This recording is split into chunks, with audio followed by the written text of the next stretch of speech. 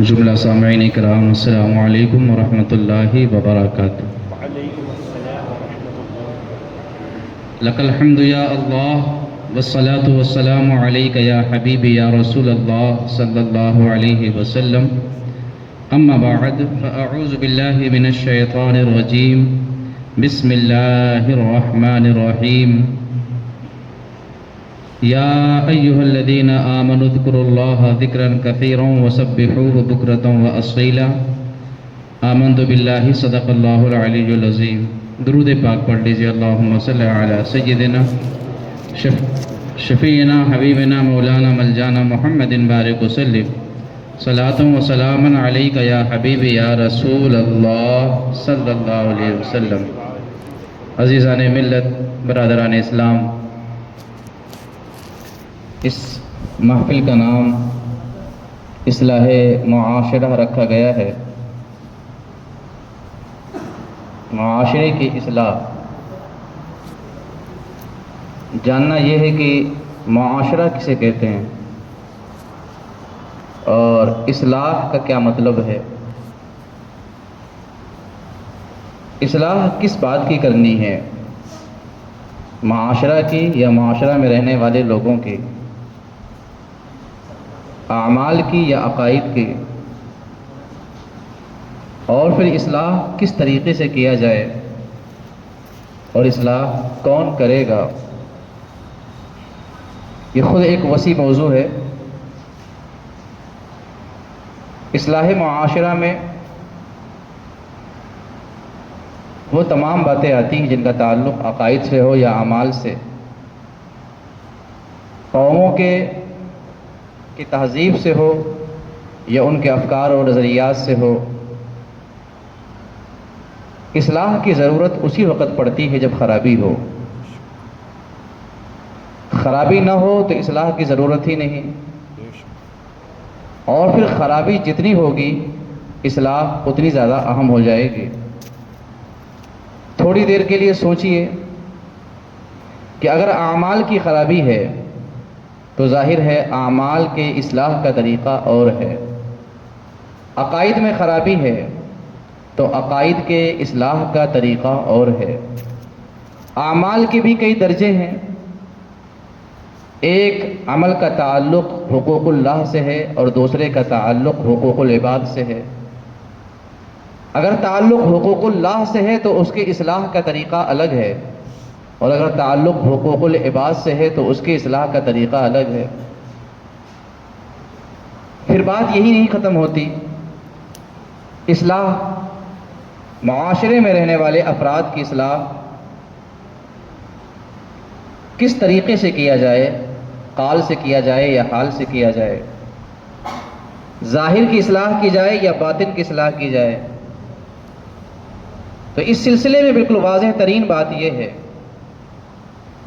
کہ آج ہمارے یہاں اعمال کی اصلاح کی بھی ضرورت ہے اور عقیدے کی اصلاح کی بھی ضرورت ہے، خانگی زندگی کی اصلاح کی بھی ضرورت ہے، معاشرے میں رہنے سہنے کے طریقے کی اصلاح کی بھی حاجت ہے۔ معاملہ یہ ہے کہ ایک دو زخم نہیں، سارا بدن ہے چھلنی، درد بیچارہ پریشان ہے کہاں سے اٹھے۔ اگر ایک چیز کی اصلاح ہو تو بڑی آسانی سے کی جا سکتی ہے، مگر جب کئی چیزوں کی اصلاح کرنی ہو تو بڑا مشکل ہوتا ہے۔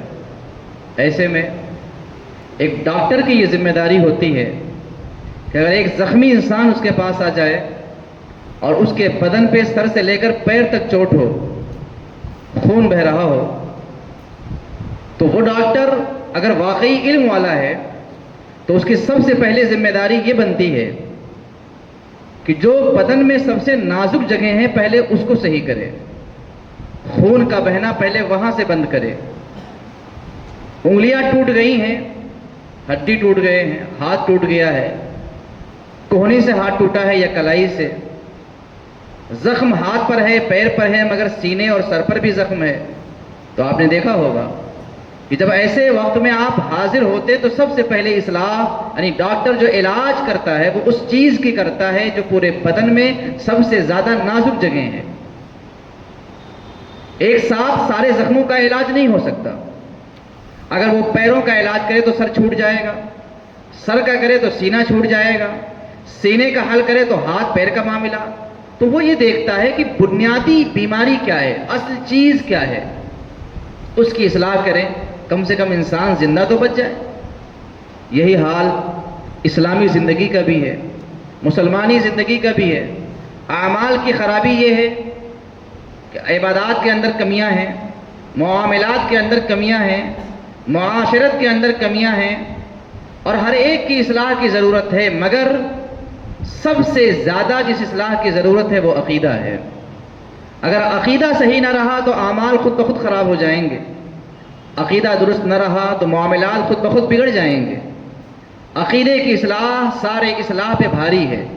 جیسے پورے بدن پہ زخم ہے، مگر سر پہ اگر زخم ہے یا سینے پہ زخم ہے تو پہلے علاج انہی نازک مقامات کا کیا جائے گا، باقی بیماریوں کا، باقی زخموں کا علاج اس کے بعد ہوگا۔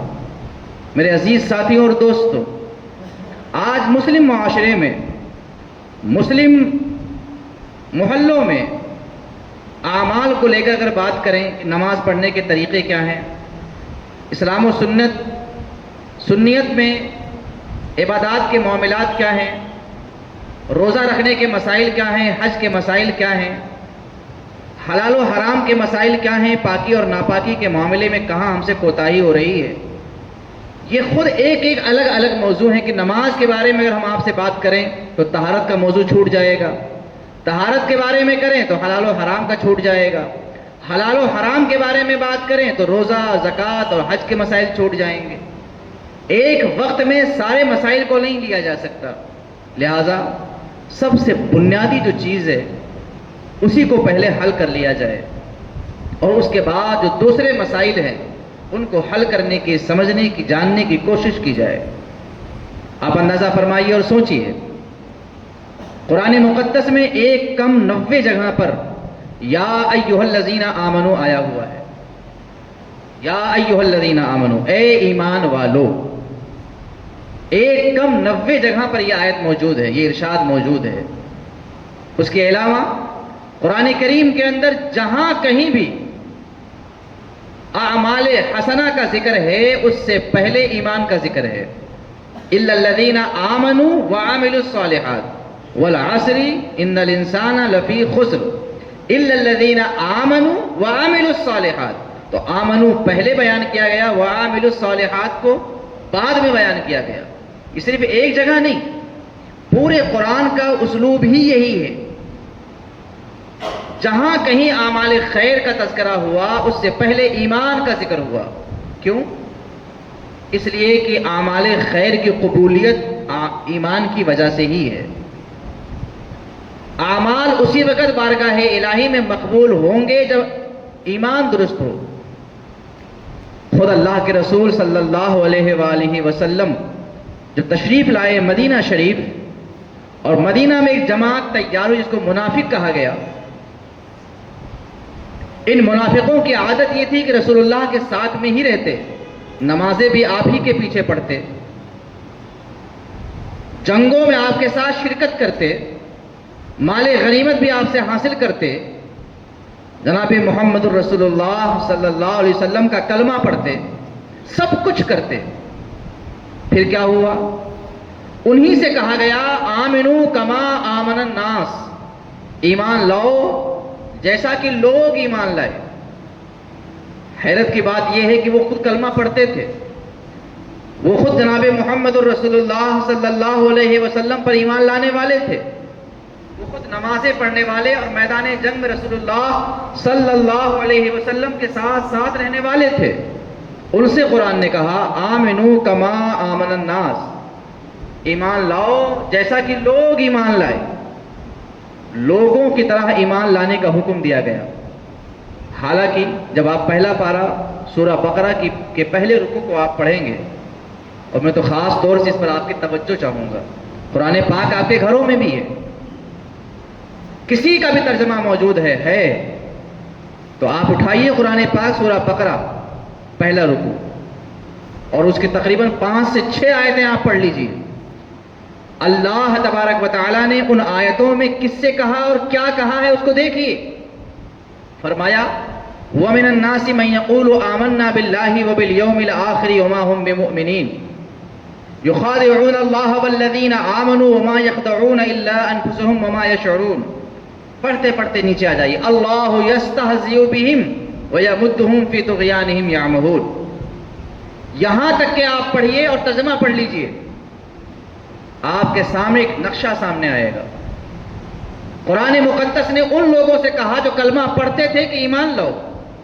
ان لوگوں سے کہا جو رسول اللہ کے پیچھے نمازیں پڑھتے تھے, کہا ایمان لاؤ. کس طرح؟ آمنو کما آمن الناس, جیسے لوگ ایمان لائے ویسے ایمان لاؤ. لوگ کون ہیں؟ کن سے کہا جا رہا ہے؟ تو یہاں دو جماعت ہے. ایک تو صحابہ کرام کی جماعت ہے اور ایک منافقوں کی ہے. منافقوں سے یہ کہا جا رہا ہے ایمان اس طرح لاؤ جیسے صحابہ ایمان لائے ہیں. پھر پوری تفصیلات اس کے اندر موجود ہے. پارہ نمبر 28 سورہ منافقون پڑھ کے آپ دیکھیے. وَإِذَا قِيلَ لَهُمْ تَعَالَوْا إِلَىٰ مَا أَنزَلَ اللَّهُ وَإِلَى الرَّسُولِ رَأَيْتَ الْمُنَافِقِينَ يَصُدُّونَ عَنْكَ صُدُودًا پڑھ کے دیکھیے. کیا نتیجہ نکلا؟ کہ ایمان اس قدر بنیادی چیز ہے کہ اگر یہ صحیح نہ ہو تو اعمال خود بخود اکارت ہو جائیں گے, برباد ہو جائیں گے. ایمان کی اہمیت پروردگار نے قرآن میں جگہ جگہ بیان کیا. وَلَنَبْلُوَنَّكُمْ بِشَيْءٍ مِّنَ الْخَوْفِ وَالْجُوعِ وَنَقْصٍ مِّنَ الْأَمْوَالِ وَالْأَنفُسِ وَالثَّمَرَاتِ وَبَشِّرِ الصَّابِرِينَ. کثرت سے لوگ پڑھتے ہیں اس کو. الف لام میم احسب الناس ان یترکوا ان یقولوا آمنا وهم لا یفتنون. بار بار پڑھتے ہیں لوگ اس کو. یہاں خدائے قدیر و جبار نے کس بات کی طرف توجہ دلائی ہے آپ کی؟ ایمان کی طرف. ایمان کی اہمیت کا احساس دلایا ہے کہ آپ جانیں کہ ایمان کتنی قیمتی چیز ہے. یہ اگر ہے تو اعمال کھرے بھی ہوں گے اور کھوٹے بھی ہوں گے. اعمال کم بھی ہو سکتے ہیں, زیادہ بھی ہو سکتے ہیں. اعمال میں کمیاں بھی ہو سکتی ہیں, بہتری بھی ہو سکتی ہے. مگر ایمان اگر نہ رہا تو اعمال کوئی بہتر کیا بارگاہ الہی تک پہنچ ہی نہیں سکتے. سب سے بنیادی ذریعہ ایمان ہے. اور آج اسی بنیادی چیزوں کو سب سے زیادہ کمزور سمجھا جا رہا ہے اور کمزور کیا جا رہا ہے. آپ نے ایمان کی اہمیت کو شاید نہ سمجھا ہو. صحابہ کرام رضوان اللہ علیہم اجمعین کی زندگیاں دیکھیں کہ ان کے سامنے اعمال اور ایمان, جب یہ دو چیزیں سامنے آتی تھیں تو وہ اعمال کو ترک کر دیتے تھے اور ایمان کو قبول فرما لیتے تھے. ایمان اس قدر بنیادی چیز ہے. چند مثالیں لے لیجیے آپ. حضرت عثمان غنی رضی اللہ تعالیٰ عنہ اسلام کے تیسرے خلیفہ ہیں. جناب رسول اللہ صلی اللہ علیہ وسلم نے جب عمرہ کا ارادہ فرمایا اور چل دیے مکہ شریف کی طرف, صلح حدیبیہ کا موقع آیا, راستے میں پڑاؤ کیا تو سرکار نے انہی کو مکہ بھیجا تھا, جاؤ اور ان لوگوں سے کہہ دو ہم جنگ کے ارادے سے نہیں, ہم عمرہ کرنے آ رہے ہیں. حضرت عثمان غنی مکہ شریف گئے. صاحب اثر و رسوخ تھے وہ. جب مکہ پہنچے ان لوگوں سے بات چیت کی تو ان لوگوں نے کہا اے عثمان, میں اس سال تم لوگوں کو عمرہ نہیں کرنے دوں گا. اگلے سال آئیے, دوبارہ آئیے, موقع دے دوں گا, پر اس سال آپ کو عمرہ نہیں کرنے دیا جائے گا. البتہ آپ مکہ آ گئے ہو, کعبہ کا طواف کر لو, آپ کو یہ اجازت ہے. کعبہ کا طواف کوئی معمولی چیز نہیں, خود ایک عبادت ہے, سعادت ہے, نعمت ہے. حضرت عثمان غنی مکہ میں موجود ہیں, رسول اللہ صلی اللہ علیہ وسلم کے سفیر بن کے گئے ہیں. سرکار جہاں حدیبیہ کا مقام ہے تشریف فرما ہے صحابہ کے ساتھ. یہاں صحابہ آپس میں گفتگو کرنے لگے, یا رسول اللہ صلی اللہ علیہ وسلم, عثمان کو کتنا اچھا موقع ملا ہے کہ وہ مکہ بھی گئے ہیں, طواف کا موقع بھی ان کو مل جائے گا. کاش ہمیں مکہ جانے کا موقع ملتا اور ایک بار کعبۃ اللہ کی زیارت اور طواف کا موقع مل جاتا. طواف ایک نیکی ہے. سب لوگ رشک کر رہے تھے. ان کا خیال تھا کہ عثمان غنی کعبہ کا طواف کر کے لوٹیں گے. اللہ کے رسول نے کہا سنو, عثمان ہم لوگوں کے بغیر طواف نہیں کریں گے. کتنا یقین جناب محمد الرسول اللہ کو عثمان غنی پر ہے. وہاں ان لوگوں نے کہا طواف کر لیجئے. عثمان غنی نے کہا سن لو, حضور کے غیر موجودگی میں ایسا کام نہیں کر سکتا. حالانکہ وہ نیکی تھی, وہ ایک عبادت ہے, وہ ایک عمل ہے, وہ ایک ثواب کا ذریعہ ہے. مگر عثمان غنی نے کہا جناب محمد الرسول اللہ نہ ہو اور ان کے بغیر میں کعبہ کا طواف کر لوں, ایسا نہیں ہو سکتا. اس بنیاد پر کو گرفتار کر لیا گیا. اور پھر افواہ پھیل گئی کہ شہید کر دیا گیا۔ بتانا یہ ہے کہ ایمان اور عمل کو دیکھو، عمل کا موقع مل رہا تھا مگر رسول اللہ کو چھوڑ کر، عمل کا موقع مل رہا تھا مگر محمد الرسول اللہ کی جدائی کے بعد عثمان غنی نے بتا دیا اعمال مصطفیٰ کے قدموں پہ قربان ہیں، انہیں چھوڑ کر کے کوئی عمل نہیں ہو سکتا، ان کے بغیر کوئی نیکی نہیں بن سکتی۔ عثمان غنی نے کعبۃ اللہ کا طواف نہ کیا، واپس تشریف لائے۔ یہ ایک مثال ہے۔ اس کے علاوہ صحابہ کرام رضوان اللہ علیہم اجمعین کی زندگیوں میں ایسی درجنوں مثالیں موجود ہیں کہ جناب رسول اللہ صلی اللہ علیہ وسلم کی تعظیم کو، تکریم کو، آپ کے ارشاد کو ترجیح دیا اور اعمال کو ترک کیا۔ انہیں معلوم ہے کہ اعمال کی قضا بھی ہے، اعمال کو بعد میں ادا بھی کیا جا سکتا ہے، اعمال میں کمی بیشی کا امکان بھی ہے، مگر ایمان کے اندر ایسا کوئی معاملہ نہیں۔ ایمان میں اگر کمی آ گئی تو دنیا بھی تباہ ہوگی اور آخرت بھی برباد ہو جائے گی۔ کاش ایمان کی اس حرارت کو، ایمان کی اس لذت کو، ایمان کی اس قدر و قیمت کو زمانہ حال کے لوگوں نے سمجھا ہوتا، جو صحابہ نے سمجھا تھا، تو آپ دیکھتے کہ دشت و دشت ہے دریا بھی نہ چھوڑے ہم نے، بحر ظلمات میں دوڑا دیے گھوڑے ہم نے سے مراد ہم مسلمانوں نے۔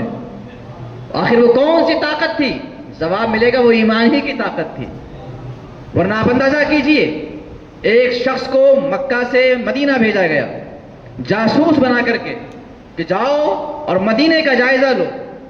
مدینہ میں محمد رسول اللہ نے یہ اعلان کیا ہے کہ آنے والے وقت میں قیصر اور کسریٰ، روم اور ایران، اس کو قیصر اور کسریٰ کہتے ہیں، روم اور ایران کو ہم فتح کر لیں گے، جاؤ جائزہ لے کر آؤ کس بنیاد پر محمد الرسول اللہ نے یہ اعلان کیا ہے۔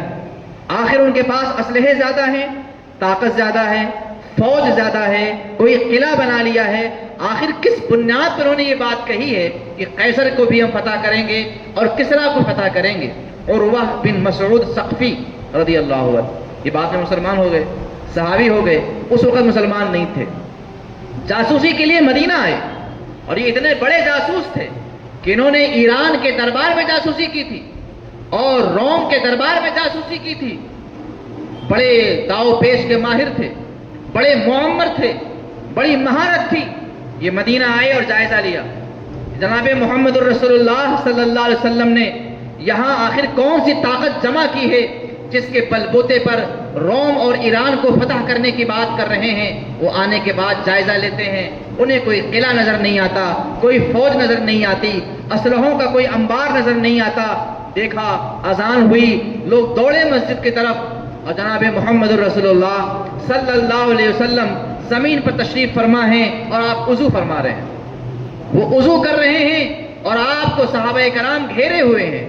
جب سرکار ہاتھ میں پانی لے کر ہاتھ دھلتے ہیں اور ہاتھ سے پانی نیچے گرتا ہے تو صحابہ دوڑ کر کے آگے بڑھتے ہیں اور اس گرتے ہوئے پانی کو اپنے ہاتھ میں لے لیتے ہیں، زمین پر گرنے سے پہلے اپنے ہاتھوں میں لے کر پی لیتے ہیں، چہرے پہ لگا لیتے ہیں، سینے پہ مسل لیتے ہیں۔ جن کو وہ پانی نہیں ملتا وہ گیلے ہاتھ پہ ہاتھ پھیر کے ایسا کام کر لیتے ہیں۔ عجیب عادت تھی، وہ کلی کر رہے ہیں، وہ کلی کا پانی بھی زمین پہ نہیں گرنے پاتا، کوئی آگے بڑھ کر کے پانی کو اپنے ہاتھ میں لیتے ہیں، پیتے ہیں۔ وہ دیکھتے رہے کہ ہم نے بڑے بڑے درباروں کو دیکھا ہے، ایسی محبت، ایسی تعظیم کسی کی نہیں کی جاتی۔ وہ یہاں سے واپس لوٹے، جائزہ لیا اور مکہ والوں کے، مکہ کے سرداروں سے کہا میں تمہیں خبردار کرتا ہوں تم محمد سے مقابلہ مت کرنا۔ کہا کیا ہوا؟ تم نے کوئی طاقت دیکھ لی، کوئی اسلحوں کا انبار دیکھا، کوئی فوج دیکھ لی؟ کہا ان کے پاس کچھ بھی نہیں ہے، نہ ان کے پاس فوج ہے، نہ ان کے پاس اسلحے ہیں، نہ ان کے پاس کوئی قلعہ ہے، مگر ہاں انہوں نے ایک ایسی جماعت تیار کی ہے جو جماعت ہم نے دنیا میں کہیں نہیں دیکھی ہے۔ کہا کیا دیکھا؟ کہا سنو، تمہیں لوگوں نے مجھے ایران بھی بھیجا، مجھے روم بھی بھیجا، ہم نے وہاں کے بادشاہوں کی زندگیاں دیکھی ہیں، وہ جب تک تخت پر بیٹھے ہوتے ہیں ان کا احترام کیا جاتا ہے، اور جیسے ہی وہ تخت کے نیچے آتے ہیں ان کے آنکھوں میں سرائی پھیر دی جاتی ہے، ان کی کوئی تعظیم نہیں ہوتی، مگر مدینہ میں ہم نے ایسے شہنشاہ کو دیکھا ہے، ایسے تاجدار کو دیکھا ہے کہ وہ تخت پہ نہیں زمین پر بیٹھا ہوا ہے، اور وہ زمین پر بیٹھا ہوا شہنشاہ لوگوں کے سروں پہ نہیں لوگوں کے دلوں پہ حکومت کر رہا ہے۔ ہم نے دیکھا ہے کہ اس کے ماننے والے اس کے ہاتھ سے لگے ہوئے پانی کو زمین پر گرنے نہیں دیتے۔ مجھے بتاؤ، جب ماننے والے ہاتھ سے لگے ہوئے پانی کو زمین پر نہیں گرنے دیتے تو اس نبی کا خون کیسے گرنے دیں گے؟ وہ اپنی جان تو دے دیں گے مگر رسول اللہ سے غداری نہیں کریں گے۔ یہی وہ موقع تھا کہ دیوان گانے عشق محمد کو دیکھ کر حیرا گئی ہے گردشے دورہ، کبھی کبھی گردن میں ہار ڈالے ہیں ماہ و نجوم نے، گزرا ہے ان حدوں سے مسلمہ کبھی کبھی۔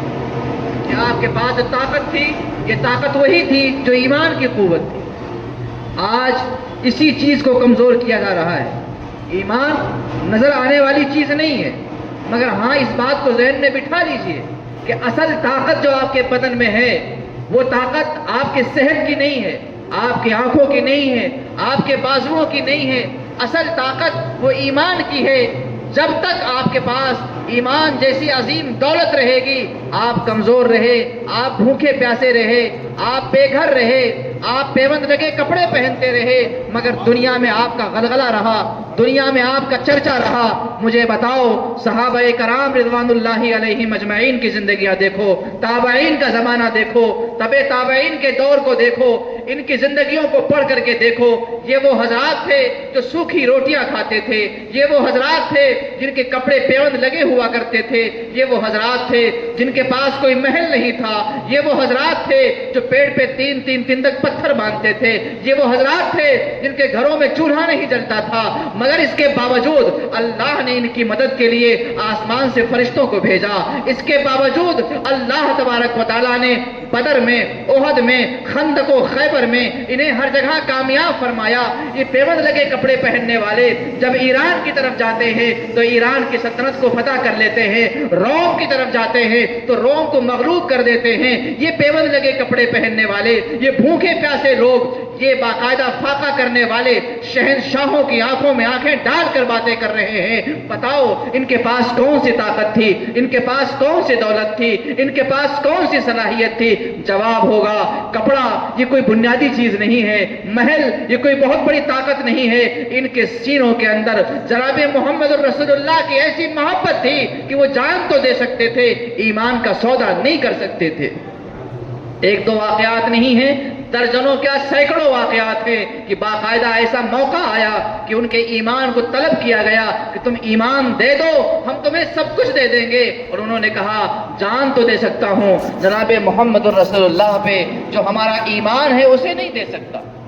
اور آج اسی چیز میں کمزوری آئی ہے، اسی ایک کمزوری کی وجہ سے ہم تعداد میں ہیں پھر بھی کمزور ہیں، ہم محلوں میں ہیں پھر بھی کمزور ہیں، ہم لذیذ غذائیں کھاتے ہیں پھر بھی کمزور ہیں، ہم عمدہ کپڑے پہنتے ہیں پھر بھی کمزور ہیں، ہم بہترین گاڑیوں پہ چلتے ہیں پھر بھی کمزور ہیں، ہمارے پاس سب کچھ ہے پھر بھی کمزور ہیں۔ بات دراصل یہ ہے کہ ہمارے پاس جو ہونا چاہیے تھا اعلیٰ درجے کا ایمان، جناب محمد الرسول اللہ پہ یقین، اس میں کمی آئی، جس کی وجہ سے در در کی ٹھوکریں کھانے پہ ہم مجبور ہو گئے۔ میرے پیارے بھائیوں اور عزیز ساتھیوں اور دوستوں، ایمان نظر آنے والی چیز نہیں ہے، دل میں موجود ایک عظیم نعمت ہے، مگر ہاں اعمال کے ذریعے سے، باتوں کے ذریعے سے، کردار کے ذریعے سے، چال چلن کے ذریعے سے ایمان نظر بھی آتا ہے، باقاعدہ پہچانا جا سکتا ہے۔ آج جس چیز کی سب سے زیادہ ضرورت ہے اور جس کو سدھارنے کی حاجت ہے وہ ایمان ہے۔ جناب محمد الرسول اللہ نے جب قیامت کی نشانیاں بیان فرمائیں تو حضور نے یہ فرمایا کہ آخری زمانے میں ایمان بچانا ہاتھ پہ انگارہ رکھنے کے مثل ہوگا۔ یہاں حضور نے ایمان کا نام لیا، عمل کا نام کیوں نہیں لیا؟ اس لیے کہ آخر زمانے میں اعمال تو اعمال ہیں، سب سے بنیادی چیز کی حفاظت بہت لازمی ہو جائے گی۔ سب سے زیادہ خطرہ جو ہوگا وہ اعمال پہ نہیں ایمان پہ ہوگا۔ اللہ کے رسول نے 1400 سال پہلے اس نشانی کو بیان فرما دیا۔ اب قرآن مقدس کی طرف آ جائیے، اللہ کے کلام کی طرف آ جائیے، پارہ نمبر 1 سورہ بقرہ، آپ اس کو پڑھ کے دیکھیے کہ اللہ تبارک و تعالیٰ نے ایمان کے لٹیروں کی پہچان بتائی ہے کہ نہیں بتائی؟ کیا قرآن مقدس نے ہمارے ایمان کی حفاظت کا ذریعہ بیان کیا ہے کہ نہیں بیان کیا؟ کیا میرے رب نے ہمیں بے سہارا چھوڑا ہے یا کوئی سہارا بھی دیا ہے؟ کیا ہمارے خدا نے جناب محمد رسول اللہ پر جو مقدس کتاب اتاری ہے اس کتاب کے اندر ایمان کی حفاظت، ایمان کی اہمیت، ایمان کی ضرورت اور ایمان کی طاقت کو بیان کیا ہے یا نہیں بیان کیا؟ میں عرض کر دوں کہ قرآن مقدس میں 1-2 آیات نہیں ہیں، تقریباً 100 سے زیادہ آیات ان مواقع کی ہیں جہاں ایمان کی اہمیت کو اجاگر کیا گیا ہے۔ آپ غور فرمائیے، آپ نے کہا اہدنا الصراط المستقیم، اے اللہ ہمیں سیدھی راہ چلا، یہ آپ نے نماز میں کہا ہے، 48 مرتبہ آپ اس کو پڑھتے ہیں، اے اللہ ہمیں سیدھی راہ چلا۔ سیدھی راہ کون سی ہے؟ صراط الذین انعمت علیہم، راستہ ان کا جن پر تو نے انعام کیا۔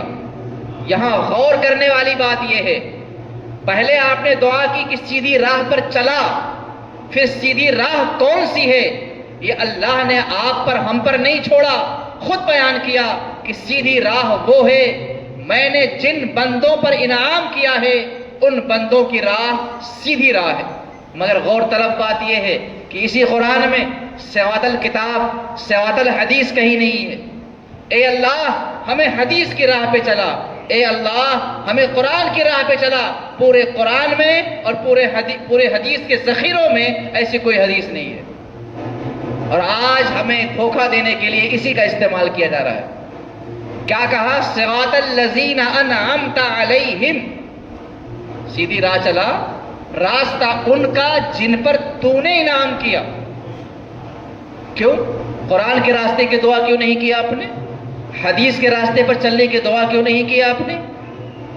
قرآن کا راستہ سیدھا راستہ ہے، بے شک حدیث کا راستہ سیدھا راستہ ہے، یہ حق ہے، مگر یہ دعا آپ نے کیوں نہیں کی کہ اے اللہ مجھے قرآن کے راستے پہ چلا، اے اللہ مجھے حدیث کے راستے پہ چلا؟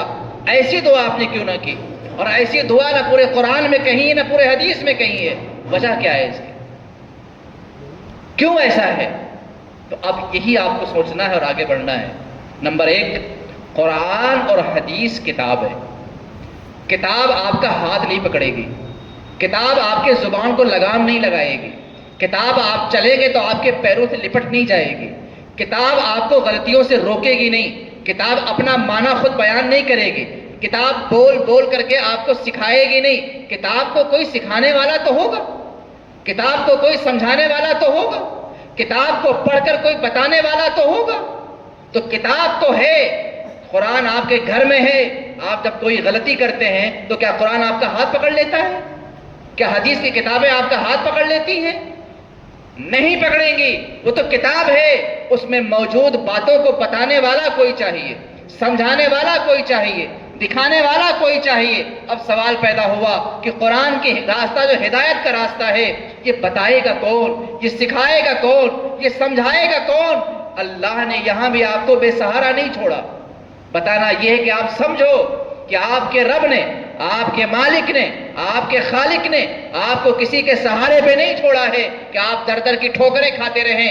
ایک ایک کڑی کو قرآن نے بیان کیا، ایک ایک راہ کو قرآن نے بیان کیا، اسٹیپ بائی اسٹیپ ساری چیزوں کو قرآن نے سمجھایا، جناب محمد الرسول اللہ نے سمجھایا۔ ہمیں اسلام وہی لینا ہے جس اسلام کو قرآن نے ترتیب سے بیان کیا ہے، رسول اللہ نے بیان کیا ہے۔ ہمیں ہٹ کر کسی اور اسلام کی ضرورت نہیں ہے، ہمیں قرآن والے اسلام کی ضرورت ہے۔ پہلا پارہ سورہ فاتحہ پڑھ لیا آپ نے، صراط الذین انعمت علیہم، راستہ ان کا جن پر تو نے انعام کیا۔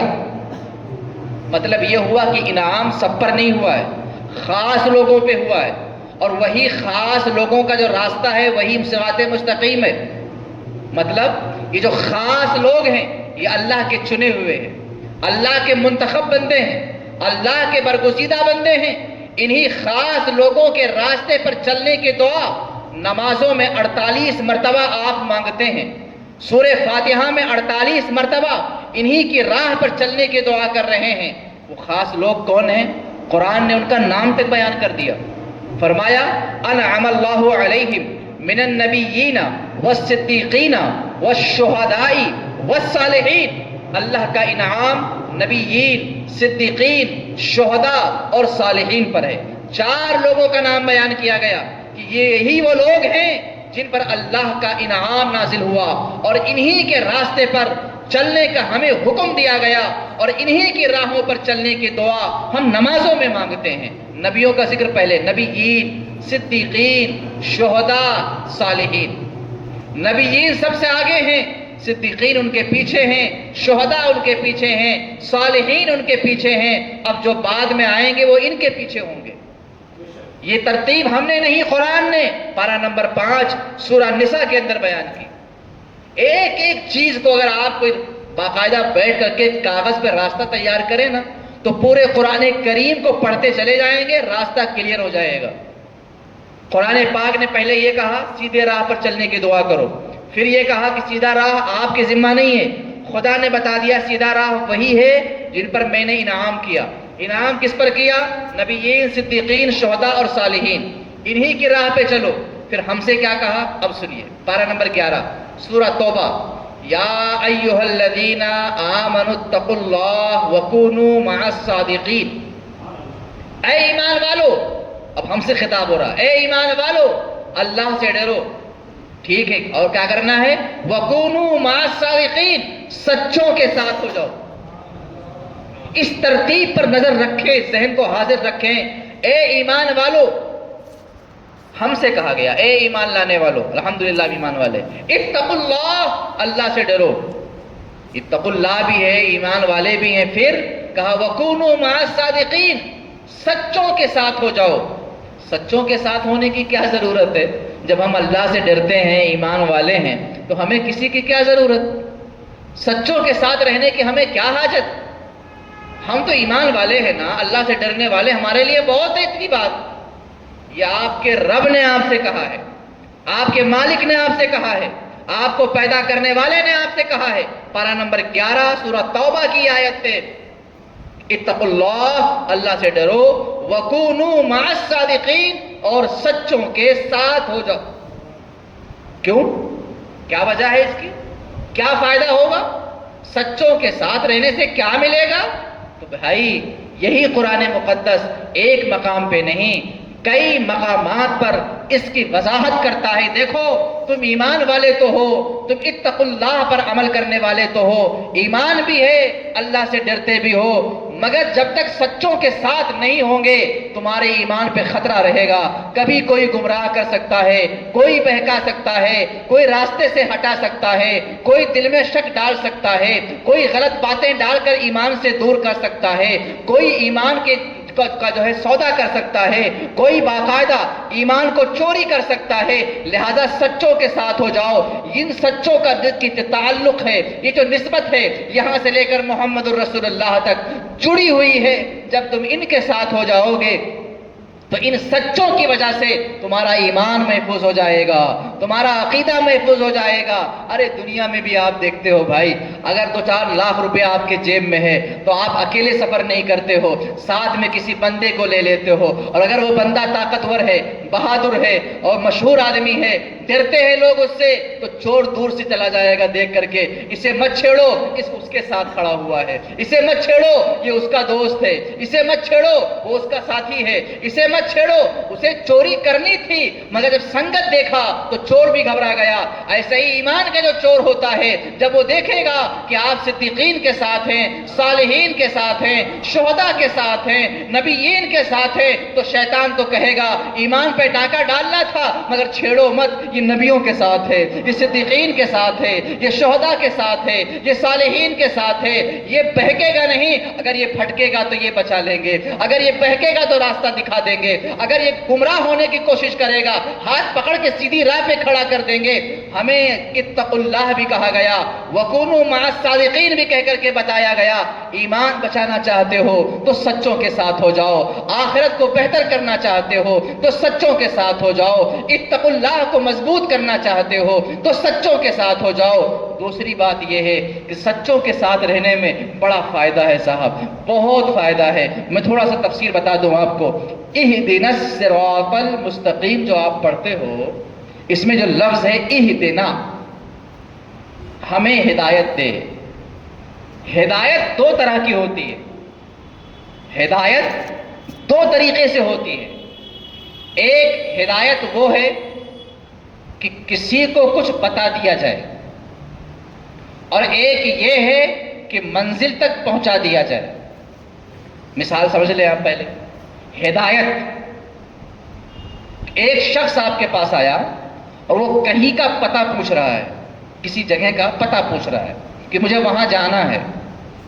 تو ایک تو ہدایت یہ ہے کہ آپ اسے پتہ بتا دیجئے کہ آپ یہاں سے ہوتے ہوتے ہوتے ہوتے وہاں پہنچ جائیے، یہ ہدایت ہے. اور ایک ہدایت یہ ہے، چونکہ آپ نے دیکھا یہ اجنبی آدمی ہے، بہک جائے گا، بھٹک جائے گا، آپ نے کہا گھبراؤ مت، ایک آدمی آ رہا ہے، وہیں کا رہنے والا ہے، اس کا آنا جانا ہے برابر وہاں پہ، وہ اس منزل کو جانتا ہے، راستے کے بارے میں خوب پہچانتا ہے، وہ آ رہا ہے، اس کے پیچھے گاڑی پہ بیٹھ جانا، آرام سے وہاں پہنچ جاؤ گے. یہ بھی ہدایت ہے.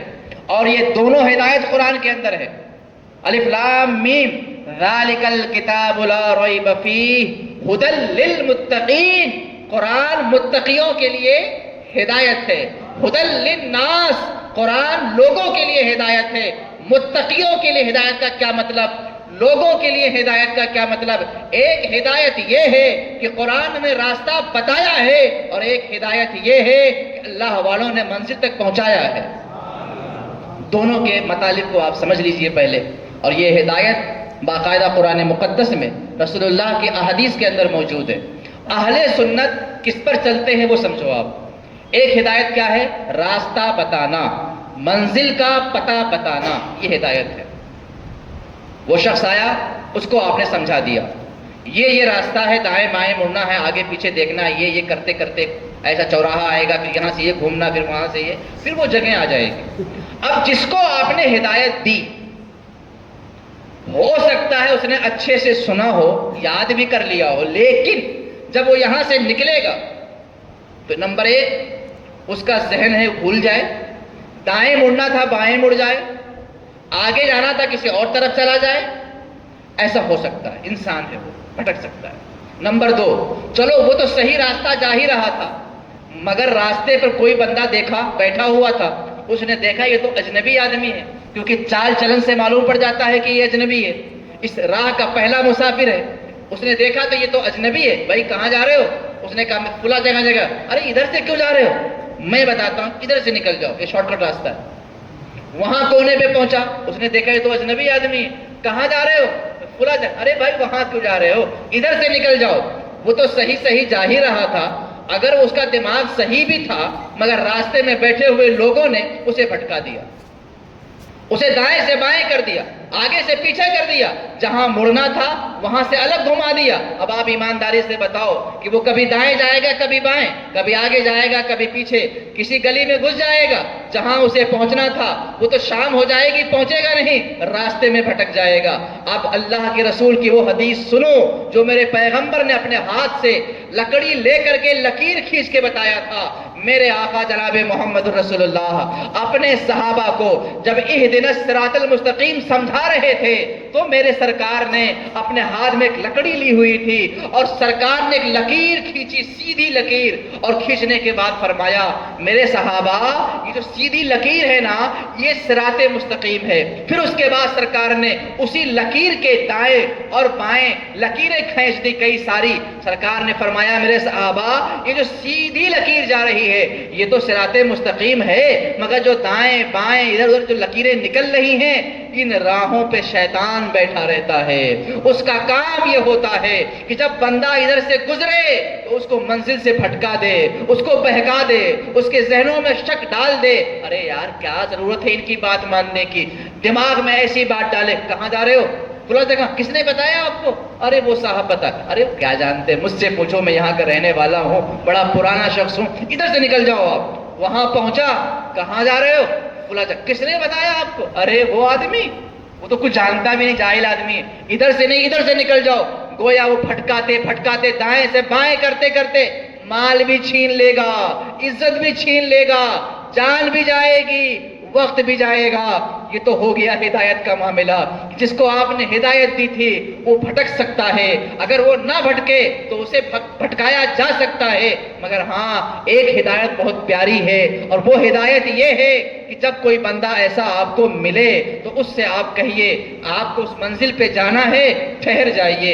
میں ایک ایسے بندے کے ساتھ کر دیتا ہوں جو بار بار آتا اور جاتا ہے، وہ راستہ بھی جانتا ہے، راستے کے خطروں سے نمٹنا بھی جانتا ہے، وہ راستے کے حالات کو بھی جانتا ہے، منزل بھی جانتا ہے اور خطرات کو بھی جانتا ہے. ابھی آیا اور آپ نے کہا بھائی اس کو گاڑی پہ بٹھا لے اور جا کے وہاں چھوڑ دے. دوسرا شخص آیا، اس نے کہا میں بھی وہیں جانا چاہتا ہوں، اسی منزل پہ ہمیں بھی جانا ہے. آپ نے کہا ایک کام کر، تو اس کے پیچھے بیٹھ جا، تو بھی وہاں پہنچ جائے گا.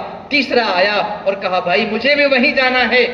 ہدایت تو کیا تھی کہ آپ راستہ بتا دیتے، مگر یہاں راستہ نہیں بتا رہے ہیں، اس کے پیچھے بٹھا دیا. اس نے کہا یار یہ جو میرے آگے آگے ہے نا یہ خود بھی نہیں جانتا، یہ ہمیں کیا لے کر کے جائے گا.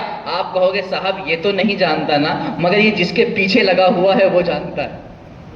اس کو سمجھیں، ذہن میں بٹھائیں تاکہ آپ کو ہدایت کا معنی مطلب قرآن پاک کی روشنی میں سمجھ میں آ جائے. جس بندے کے پیچھے پہلے والے کو بٹھایا تھا، پچھلا والا تو نہیں جانتا مگر اگلا جانتا ہے. اس کے جس کو پیچھے بٹھا دیا یہ پیچھے والا بھی نہیں جانتا، اس کے آگے والا بھی نہیں جانتا، مگر جو اس کے آگے ہے وہ. اب اس کڑی سے آپ نے جوڑ دیا، ظاہر سی بات ہے جہاں اگلا پہنچے گا وہاں پچھلا بڑی آسانی سے پہنچ جائے گا. اب یہ پیچھے بیٹھے ہوئے لوگوں کو نہ راستہ یاد کرنے کی ضرورت ہے، نہ خطروں سے کوئی معاملہ ہے، وہ آگے والا نمٹ لے گا. جہاں جیسے حالات ہوں گے سمجھ لے گا، اسے معلوم ہے کون سے راستے پر کیا خطرہ ہے، اسے معلوم ہے کون کہاں بہکائے گا. یہ پیچھے بیٹھا ہوا شخص بڑا مست ہو کر کے بیٹھا ہوا ہے، نہ تو راستہ یاد کرنا ہے، نہ دائیں دیکھنا ہے، نہ بائیں دیکھنا ہے، نہ کسی کی بات سننی ہے، بس اس کے پیچھے بیٹھے رہنا ہے. اور پھر آگے والا روز آتا جاتا ہے، باقاعدہ وہ پہنچے گا، پیچھے والا بھی پہنچ جائے گا، اس کے پیچھے والا بھی پہنچ جائے گا، اس کے پیچھے والا بھی پہنچ جائے گا. اب قرآن پاک کی آیت کا مطلب سمجھو. آپ کے رب نے فرمایا اہدنا الصراط المستقیم، اے اللہ ہمیں سیدھی راہ چلا. صراط الذین انعمت علیہم، راستہ ان کا جن پر تو نے انعام کیا. وہ کون لوگ ہیں؟ نبیین، صدیقین، شہداء، صالحین. ہم صالحین کے پیچھے، صالحین شہداء کے پیچھے، شہداء صدیقین کے پیچھے، اور صدیقین نبیوں کے پیچھے. جہاں نبی جائیں گے وہیں صدیق جائیں گے، جہاں صدیق پہنچیں گے وہیں شہداء پہنچیں گے، جہاں شہداء پہنچیں گے وہیں صالحین پہنچیں گے، اور جہاں صالحین پہنچیں گے ان کے پیچھے چلنے والے آسانی سے وہاں پہنچ جائیں گے. الحمدللہ اہل سنت والجماعت اسی کڑی کے ماننے والے، اسی کڑی پہ ماننے والے ہیں.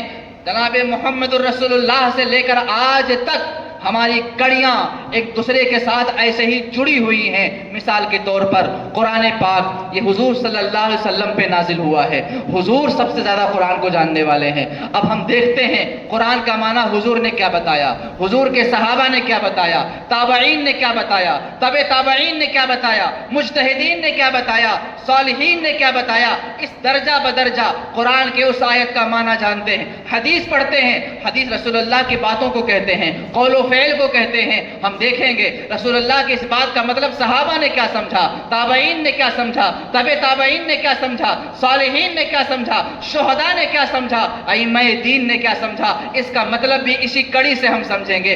کوئی بھی دین کی بات آئے گی ہم ادھر سے ہو کر کے گزریں گے، کیونکہ یہاں سے لے کر وہاں تک کے اللہ نے ایک کڑی بنا دی ہے. اس کڑی کو چھوڑ کر کوئی ہدایت تک نہیں پہنچ سکتا. ہمارے زمانے میں جو بہک رہے ہیں یا بہکائے جا رہے ہیں ان کی بنیادی وجہ یہی ہے کہ وہ کڑیوں سے جدا ہیں. قرآن تو حضور پہ جو نازل ہوا وہی پڑھتے ہیں، مگر مطلب اپنا والا لیتے ہیں، رسول اللہ کا مطلب نہیں دیکھتے، صحابہ کا مطلب نہیں دیکھتے، تابعین کا مطلب نہیں دیکھتے، تبع تابعین کا مطلب نہیں دیکھتے. قرآن تو پڑھتے صحیح ہیں، حدیث بھی صحیح پڑھ رہے ہیں، مگر جو اس کا مفہوم ذہن میں لے رہے ہیں وہ رسول اللہ سے لے کر صحابہ، تابعین، تبع تابعین، یہ جو کڑیاں تھیں ان سے معنی اور مفہوم نہیں سمجھا، اس سے جدا ہو گئے، لہٰذا آج جتنے لوگ ہیں اتنی جماعت بنتی جا رہی ہے۔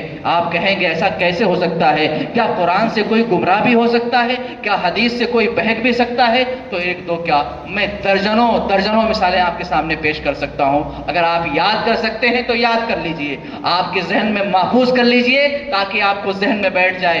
جی ہاں، قرآن سے لوگوں کو گمراہ کیا جا سکتا ہے۔ یضل بہ کثیرا ویہدی بہ کثیرا، اسی قرآن سے بہت سے لوگوں نے ہدایت پایا ہے اور بہت سے لوگ راستے سے بھٹک گئے ہیں۔ کیسے بھٹکے ہیں اور کیسے ہدایت پائے ہیں، دونوں باتیں میں آج ہی آپ کے سامنے پیش کر دوں۔ آپ کے پاس قرآن ہے، گھر پہ جائیے گا، پارہ نمبر 12 کھولیے گا، پارہ نمبر 12 کے اندر ایک آیت ہے، وَلَا أَقُولُ لَكُمْ عِنْدِي خَزَائِنُ اللَّهِ وَلَا أَعْلَمُ الْغَيْبَ، اس کو پڑھیے گا، اس کا ترجمہ پڑھیے گا۔ صاف لفظوں میں ہے، مفہوم آیت یہ ہے، اللہ کے سوا کوئی غیب نہیں جانتا۔ پارہ نمبر 7 کھولیے گا، وَعِنْدَهُ مَفَاتِحُ الْغَيْبِ لَا يَعْلَمُهَا إِلَّا هُوَ، اور اسی کے پاس ہے غیب کے خزانوں کی کنجیاں، اللہ کے علاوہ کسی اور کے پاس غیب نہیں ہے۔ قرآن میں ہے۔ اب یہ دو آیت آپ کے سامنے ہے، یہ بھی قرآن ہے وہ بھی قرآن ہے، یہ 7ویں پارے میں ہے وہ 12ویں پارے میں ہے۔ ایمانداری سے بتاؤ، اس آیت کو پڑھنے کے بعد آپ کا ذہن کیا کہہ رہا ہے؟ اس آیت کو دیکھنے کے بعد آپ کی طبیعت کس طرف جا رہی ہے؟ ہمارے ایک نوجوان کو کوئی پکڑے اور کہے بھائی صاحب آپ جو ہے نا سنی علماء کے پاس بیٹھتے ہو، وہ کہتے ہیں حضور غیب جانتے ہیں، نبی غیب جانتے ہیں، میں آج تمہیں قرآن دکھا رہا ہوں، اللہ نے فرمایا ہے اللہ کے سوا کوئی غیب نہیں جانتا۔ اب تم مجھے بتاؤ قرآن کی بات مانو گے یا اپنے امام کی بات مانو گے؟ قرآن کی بات مانو گے یا مولوی کی بات مانو گے؟ قرآن کی بات مانو گے یا عالم کی بات مانو گے؟ معمولی سے معمولی بندہ بھی یہی کہے گا بھائی ہم تو قرآن کی بات مانیں گے، اور ہم بھی یہی کہتے ہیں کہ ہاں ہم قرآن کی بات مانیں گے۔ اور پھر اس کے بعد وہ قرآن کھول کے دکھا دے، پارہ نمبر 7 دکھا دے، پارہ نمبر 12 دکھا دے۔ آپ کو ہندی ترجمہ آتا ہے پڑھ لیجئے، آپ اعلیٰ حضرت کو مانتے ہیں پڑھ لیجئے، آپ تھانوی کو مانتے ہیں پڑھ لیجئے، جوناگڑھی کو مانتے ہیں پڑھ لیجئے، جس جماعت کو مانتے ہیں پڑھ لیجئے۔ صاف لکھا ہے اللہ کے سوا کوئی غیب نہیں جانتا، اور تمہاری مسجدوں میں سکھایا جاتا ہے کہ نبی غیب جانتے ہیں۔ اب بتاؤ اس قرآن کی بات کو مانو گے یا اپنے عالم اور امام کی بات کو مانو گے؟ اس کا ذہن تو گھوم جائے گا۔ آج پہلی مرتبہ میں نے اپنی آنکھوں سے قرآن دیکھا، واقعی میں قرآن میں یہ بات لکھی ہوئی ہے، ہمارے عالم نے کبھی نہیں بتایا، ہمارے امام نے کبھی نہیں بتایا، بس یہی کہتے رہے حضور غیب جانتے ہیں، حضور غیب جانتے ہیں، ہم کو رٹا دیا، ہم کو بتا دیا۔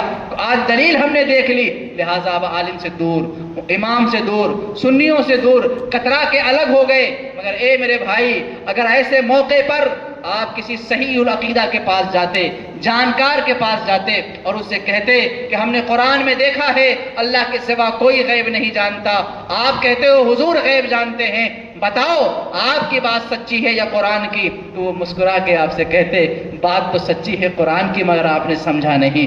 بے شک اللہ کے سوا کوئی غیب نہیں جانتا، یہ قرآن میں ہے، مگر اسی قرآن میں ہے وَعَلَّمَكَ مَا لَمْ تَكُنْ تَعْلَمُ وَكَانَ فَضْلُ اللَّهِ عَلَيْكَ عَظِيمًا، اسی قرآن میں ہے عالم الغیب فلا یظہر علی غیبہ احدا الا من ارتضی من رسول، اسی قرآن میں ہے وما ہوا علی الغیب بضنین۔ اے میرے بھائی، جس قرآن کے 7ویں پارے میں یہ موجود ہے کہ اللہ کے سوا کوئی غیب نہیں جانتا، اسی قرآن کے 29ویں پارے سورہ جن کے اندر موجود ہے کہ اللہ اپنے نبیوں کو غیب کا علم دیتا ہے۔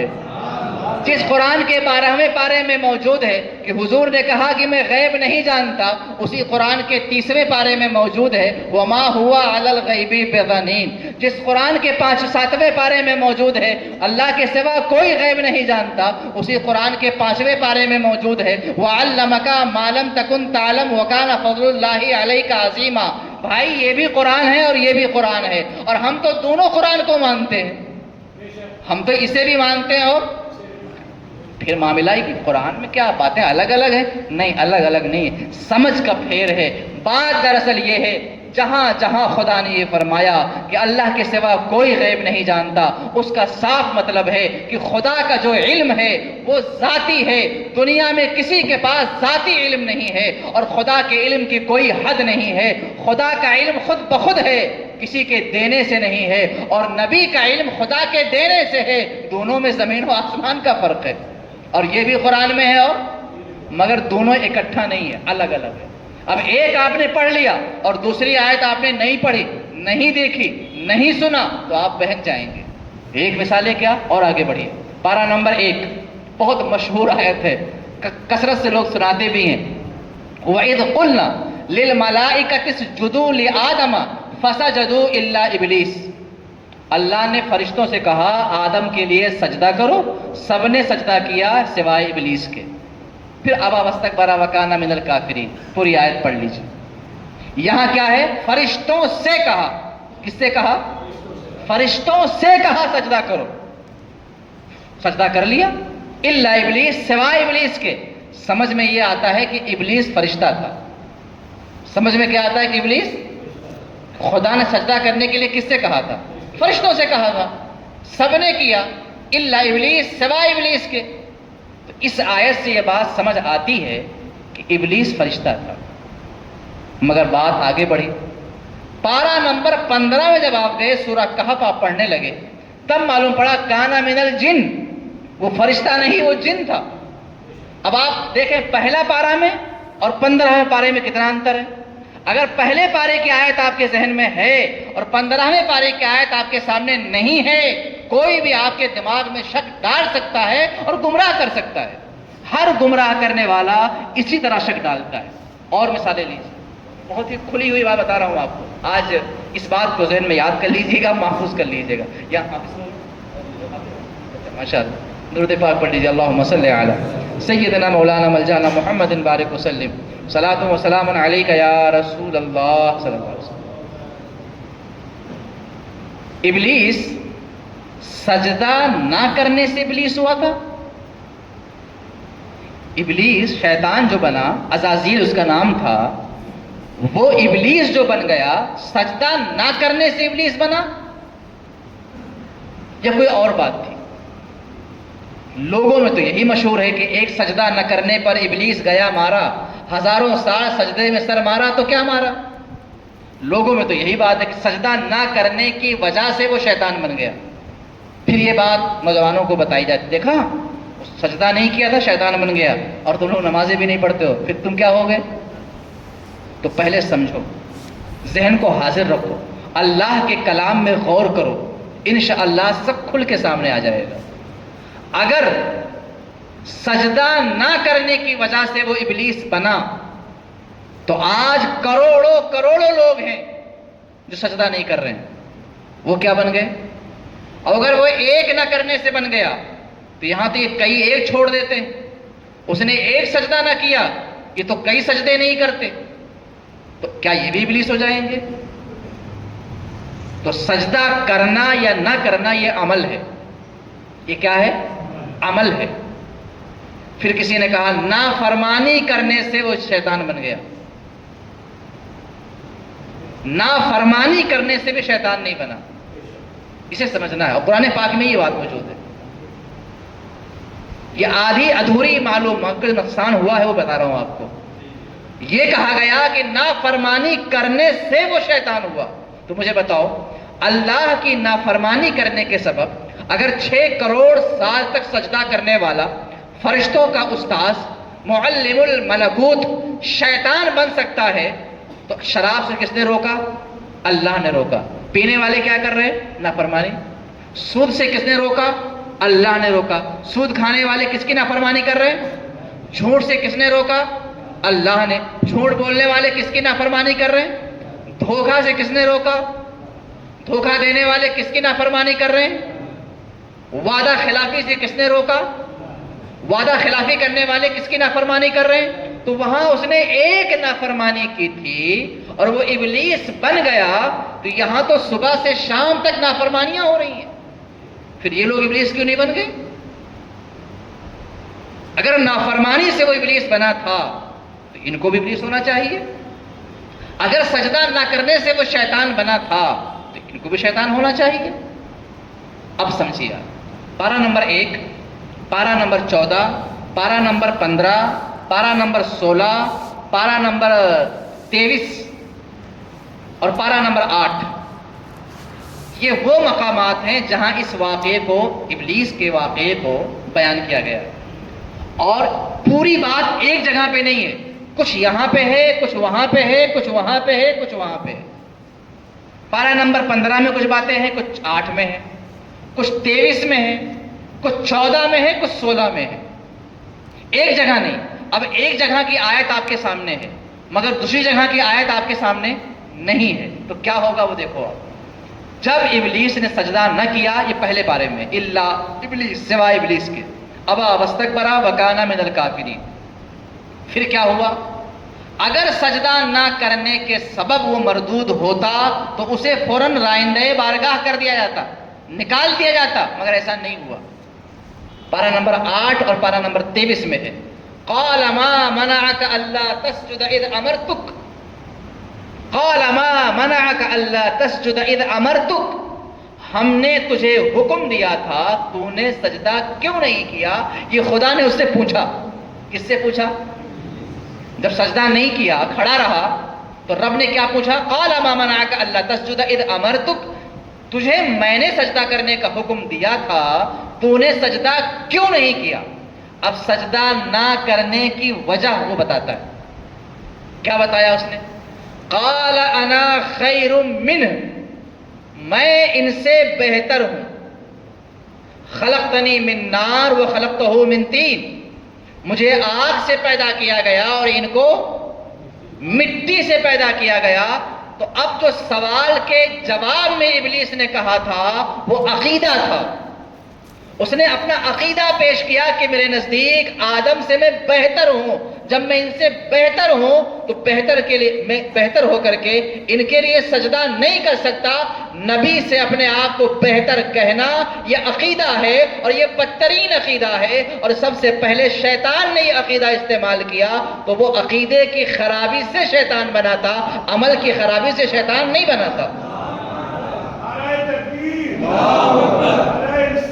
یا رسول اللہ، زندہ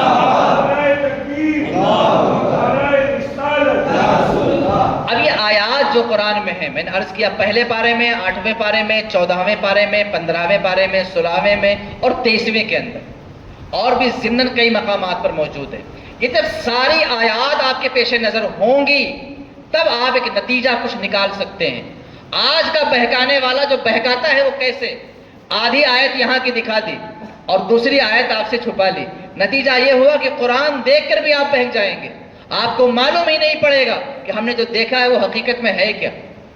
تو آج اسی طرح حدیث کو دکھا کر کے، قرآن کی آیت کو دکھا کر کے جو ذہنوں میں شک ڈالا جاتا ہے، میں آپ ہی سے پوچھتا ہوں، کتنی مشہور بات ہے نا کہ لوگوں کے اعمال کو تولا جائے گا قیامت کے روز، لوگوں کے اعمال کو میزان عمل پر، یہ عقیدہ آپ کا ہے نا عقیدہ؟ میں اس کے خلاف قرآن کی آیت دکھا سکتا ہوں، آپ کو دکھا سکتا ہوں کہ اعمال کو تولا نہیں جائے گا، اور آپ مانتے ہو کہ تولا جائے گا، اور میں آپ کو آیت دکھاؤں گا کہ نہیں تولا جائے گا۔ وَلَا يَحْمِلُنَّ أَثْقَالَهُمْ، نہیں تولا جائے گا۔ اب آپ کے ذہن میں شک آئے گا، شک سے تو انسان گمراہ ہوتا ہے نا۔ کیوں؟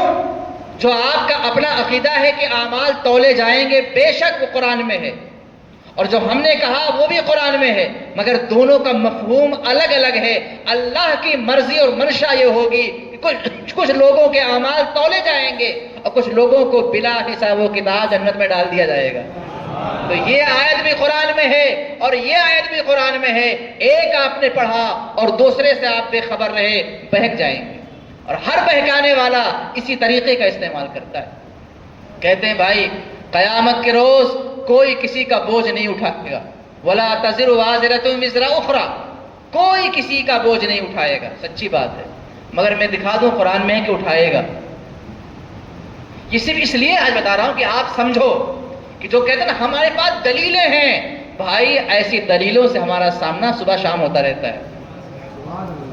ہمیں معلوم ہے دلیل کسے کہتے ہیں، دلیل کہا کسے جاتا ہے خوب پتا ہے ہمیں۔ عام مسلمانوں کو بہکانے کے لیے جتنے راستے استعمال کیے جاتے ہیں، کاش ہمارے یہ بھائی ان چیزوں کو سمجھ لیں تو ان کی آنکھوں میں آنکھیں ڈال کر بات کر سکتے ہیں۔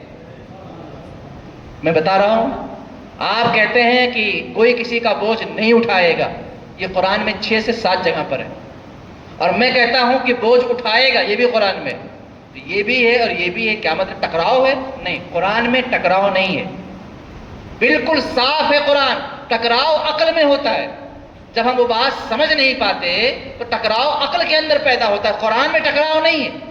تو یہ آیت اور یہ آیت دونوں موجود ہے، یہ آپ نے دیکھا، یہ نہیں سمجھ پائیں گے، یہ دیکھا، یہ، اور اگر دونوں دیکھ بھی لیا اور مفہوم آپ کے ذہن میں نہیں آیا تو بھی بہک جائیں گے، اور قرآن میں دونوں آیتیں موجود۔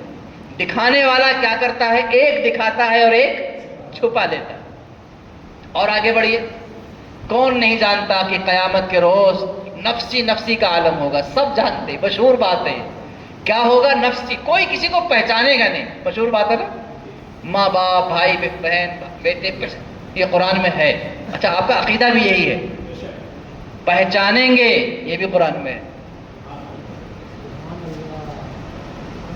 شہد دکھائے زہر پلائے، سونا جنگل رات اندھیری، چھائی بدلی کالی ہے، سونے والوں جاگتے رہیو، چوروں کی رکھوالی ہے۔ قرآن میں یہ بھی ہے کہ کوئی کسی کو پہچانے گا نہیں، اور قرآن میں ہے کہ پہچانے گا، اور دونوں میں آپ کے سامنے پیش کر دوں۔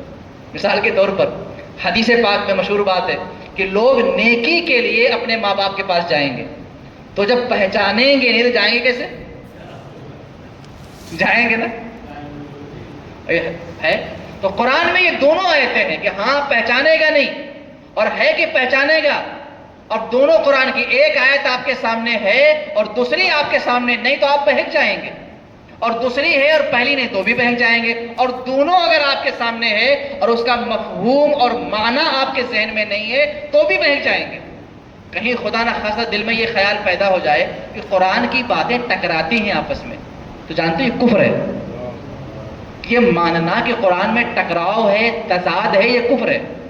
افلا یتدبرون القرآن ولو کان من عند غیر اللہ لوجدوا فیہ اختلافا کثیرا۔ قرآن پاک نے ہی بتا دیا کہ اگر یہ کلام اللہ کے سوا کسی اور کی طرف سے اترتا تو اس میں ٹکراؤ ہوتا، قرآن میں ٹکراؤ نہیں ہے۔ ذالک الکتاب لا ریب فیہ، یہ لا ریب کتاب ہے، اس میں کوئی شک کی جگہ نہیں۔ قرآن میں ہے ٹکراؤ نہیں، شک کی جگہ نہیں، ٹکرا تو رہی بات ہے۔ یہ ٹکراؤ ہے نا، یہ ٹکراؤ ہماری عقل کا، فہم کا اور علم کا ہے، اور اس طرح سے قرآن میں 1000 سے زیادہ مقام ہے، اس کو یہ سمجھ لو، آج 1000 سے زیادہ قرآن میں ایسے مقامات ہیں جہاں اگر دونوں آیتیں نہ ہوں تو انسان کہاں سے کہاں پہنچ جائے گا۔ اب سمجھو کہ آج دنیا میں بہک رہے ہیں یا بہکائے جا رہے ہیں وہ کیسے ہوتے ہیں؟ قرآن دکھا دکھا کے بہکائے جاتے ہیں اور بہک بھی جاتے ہیں۔ وجہ کیا ہوتی ہے کہ ان کے سامنے ایک بات ہوتی ہے، دوسری بات نہیں ہوتی۔ الحمدللہ ثم الحمدللہ، دنیا میں صرف اہل سنت والجماعت ہیں جن کے پاس دونوں بھی ہے، دونوں پر ایمان لاتے ہیں۔ ہم ایک چھپا کر ایک بیان نہیں کرتے، دونوں بیان بھی کرتے ہیں اور دونوں پر ہمارا ایمان بھی ہے اور یقین بھی ہے۔ تو یہ تو قرآن کا معاملہ ہو گیا، حدیث میں بھی ایسا ہی ہے۔ قرآن میں تو کچھ تو آسانی ہے کہ قرآن 2 دفتیوں کے اندر موجود ہے، یہ قرآن ہے، ایک فکس ہے نا کہ یہ قرآن ہے۔ حدیث ایسا فکس نہیں ہے بھائی، صحاح ستہ حدیث کی مشہور کتابیں، اس کا یہ مطلب نہیں کہ اور کتابیں حدیث کی نہیں ہیں، سینکڑوں کتابیں حدیث کی اور بھی ہیں، اور یہ فکس بھی نہیں ہے، قرآن فکس ہے نا، یہ پورا قرآن ہے، اس کے اندر ایک آیت نہ کم ہے نہ زیادہ، مگر حدیث میں ایسا نہیں کہ فکس ہو کہ ہاں یہ جو کتاب ہے حدیث کی اس میں ٹوٹل سب کی سب حدیث ہے، ایسا نہیں کہہ سکتے۔ کیوں؟ اس میں ہر درجے کی باتیں، موضوع باتیں بھی موجود ہیں، ضعیف باتیں بھی موجود ہیں، مختلف باتیں، تو حدیث میں قرآن سے کئی گنا زیادہ یہ باتیں موجود ہیں جو میں نے بیان کیا۔ ہر گمراہ کرنے والا اس کمزور باتوں کو جانتا ہے اور ہمارے نوجوانوں کو ایموشنل کرتا ہے۔ کیسے؟ طریقہ سنو، آپ گئے اور کہا سنو، حدیث میں اللہ کے نبی نے فرمایا ترکت فیکم الثقلین کتاب اللہ و اہل بیتی، حدیث میں ہے اللہ کے رسول فرماتے ہیں میں تمہارے بیچ میں 2 چیزیں چھوڑ کے جا رہا ہوں، اللہ کی کتاب اور اپنی اہل بیت، دونوں کو تھامے رہو گے کبھی گمراہ نہیں ہوں گے۔ بے شک یہ حدیث میں ہے۔ اب حدیث آپ نے سن لی، اللہ کے نبی نے فرمایا اپنی اہل بیت اور قرآن، یہ 2 چیزیں تو میں چھوڑ کے جا رہا ہوں، دونوں کو تھامے رہنا، کبھی گمراہ نہیں ہوں گے۔ سچ ہے یا رسول اللہ، آپ نے صحیح فرمایا، ایسا ہی ہے، مگر جس پیغمبر کی زبان سے یہ بات نکلی ہے نا، اسی پیغمبر کی زبان سے یہ بات بھی نکلی، علیکم بسنتی و سنت خلفائے راشدین المہدیین، تم پر میری سنت اور خلفائے راشدین کی سنت لازم ہے۔ یہ بھی رسول اللہ کا فرمان ہے، یہ بھی جس پیغمبر نے یہ فرمایا کہ میں تمہارے بیچ دو چیزیں چھوڑ کے جا رہا ہوں، اللہ کی کتاب اور اپنی اہل بیت، اسی پیغمبر کیا یہ بھی کہنا ہے ترکت فیکم الامرین کتاب اللہ و سنت نبیہ، میں تمہارے بیچ دو چیزیں چھوڑ کے جا رہا ہوں، اللہ کی کتاب اور اپنی سنت۔ یہ بھی حدیث میں، اور یہ بھی حدیث میں، اور وہ بھی حدیث میں۔ اسی پیغمبر نے فرمایا ما انا علیہ و اصحابی، جو میرے اور میرے صحابہ کے راستے پر ہوگا وہ جنتی ہوگا۔ اسی پیغمبر کائنات نے یہ فرمایا کہ میرے اہل بیت کشتی نوح کی طرح ہیں، جو اس میں سوار ہوا وہ نجات پا گیا۔ یا رسول اللہ، آپ نے سچ فرمایا، بے شک اہل بیت کشتی نوح کی طرح سے ہیں، جو اس کشتی میں بیٹھ گیا وہ نجات پا گیا۔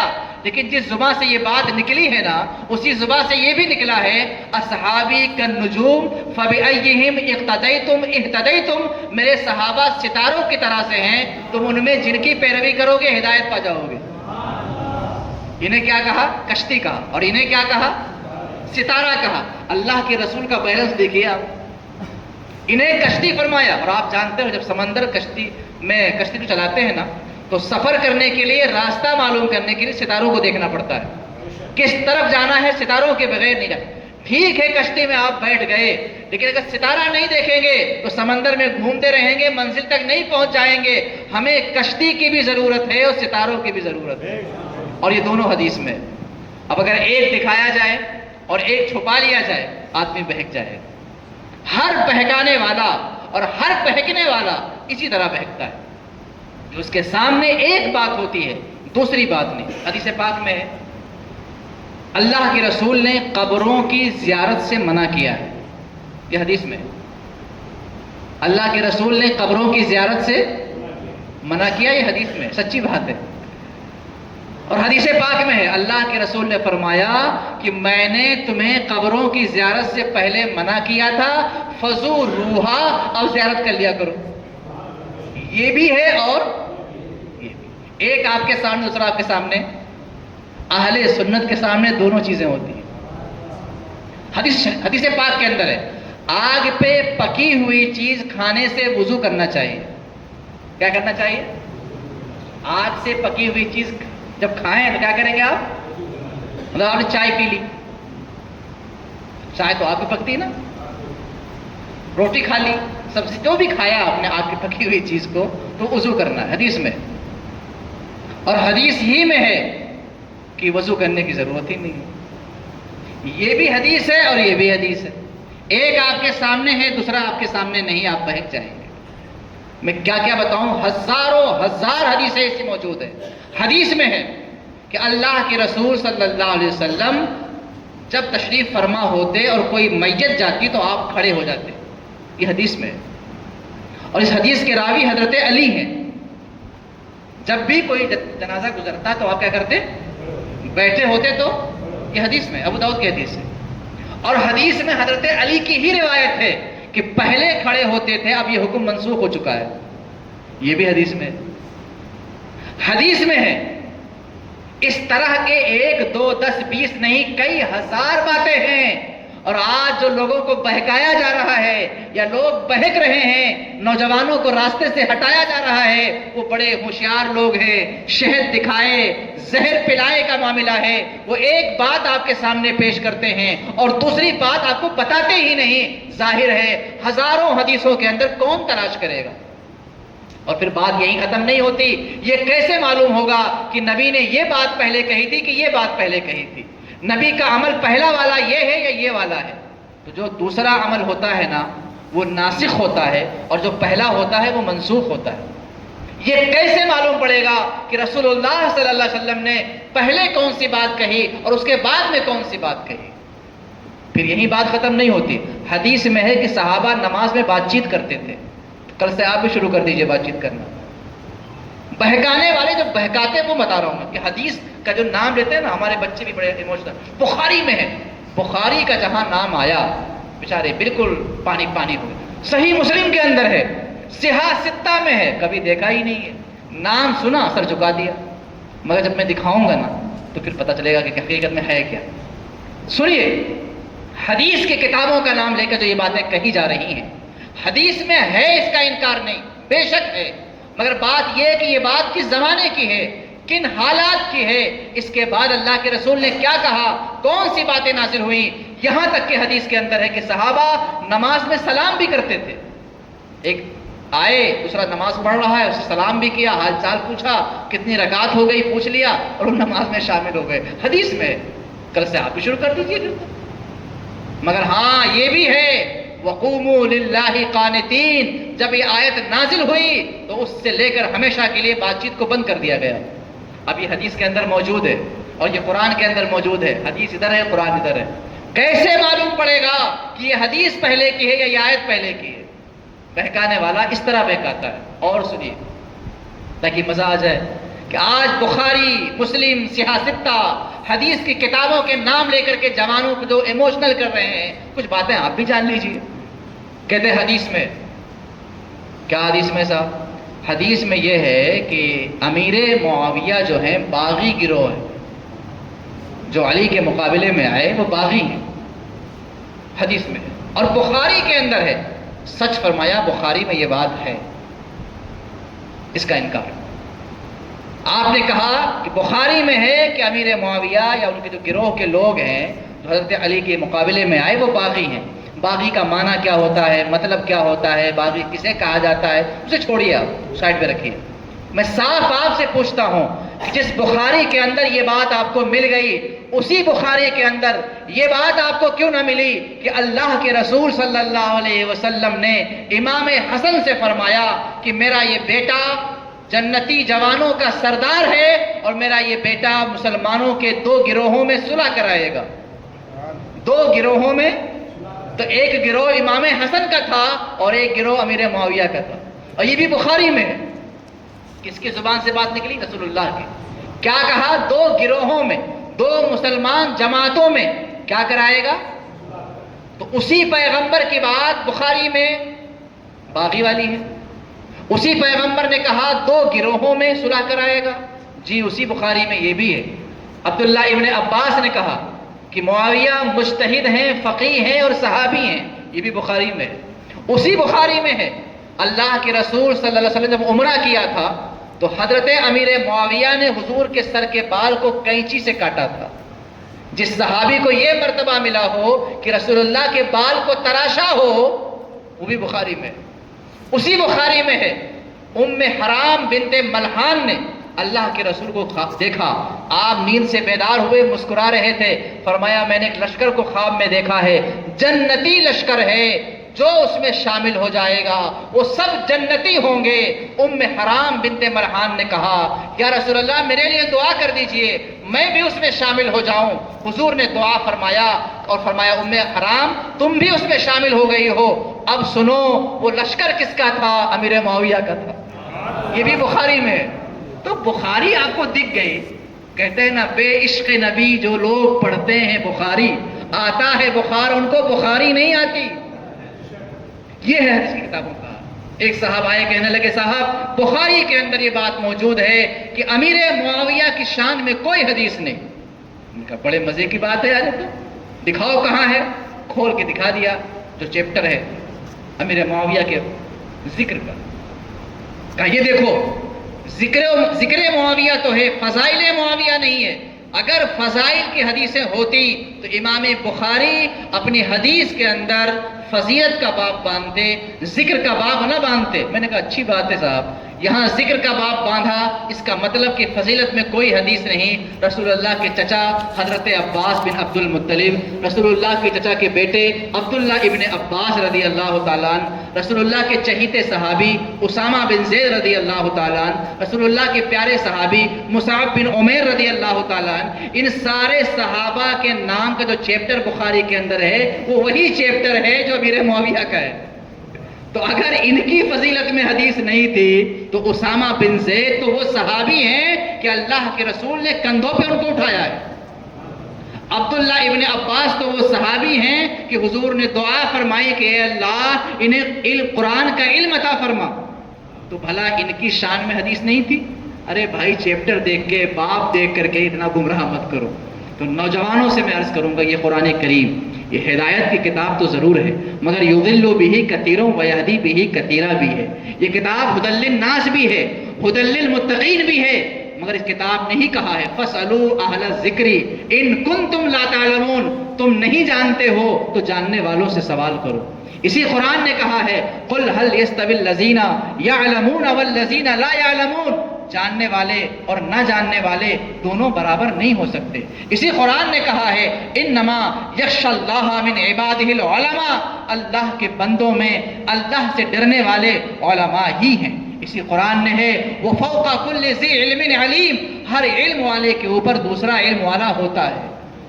تو آج بالخصوص ہمارے ساتھ جو سلوک ہو رہا ہے وہ شہد دکھائے اور زہر پلائے کا معاملہ ہے. میں ایک اور بتا دوں مشہور بات ہے.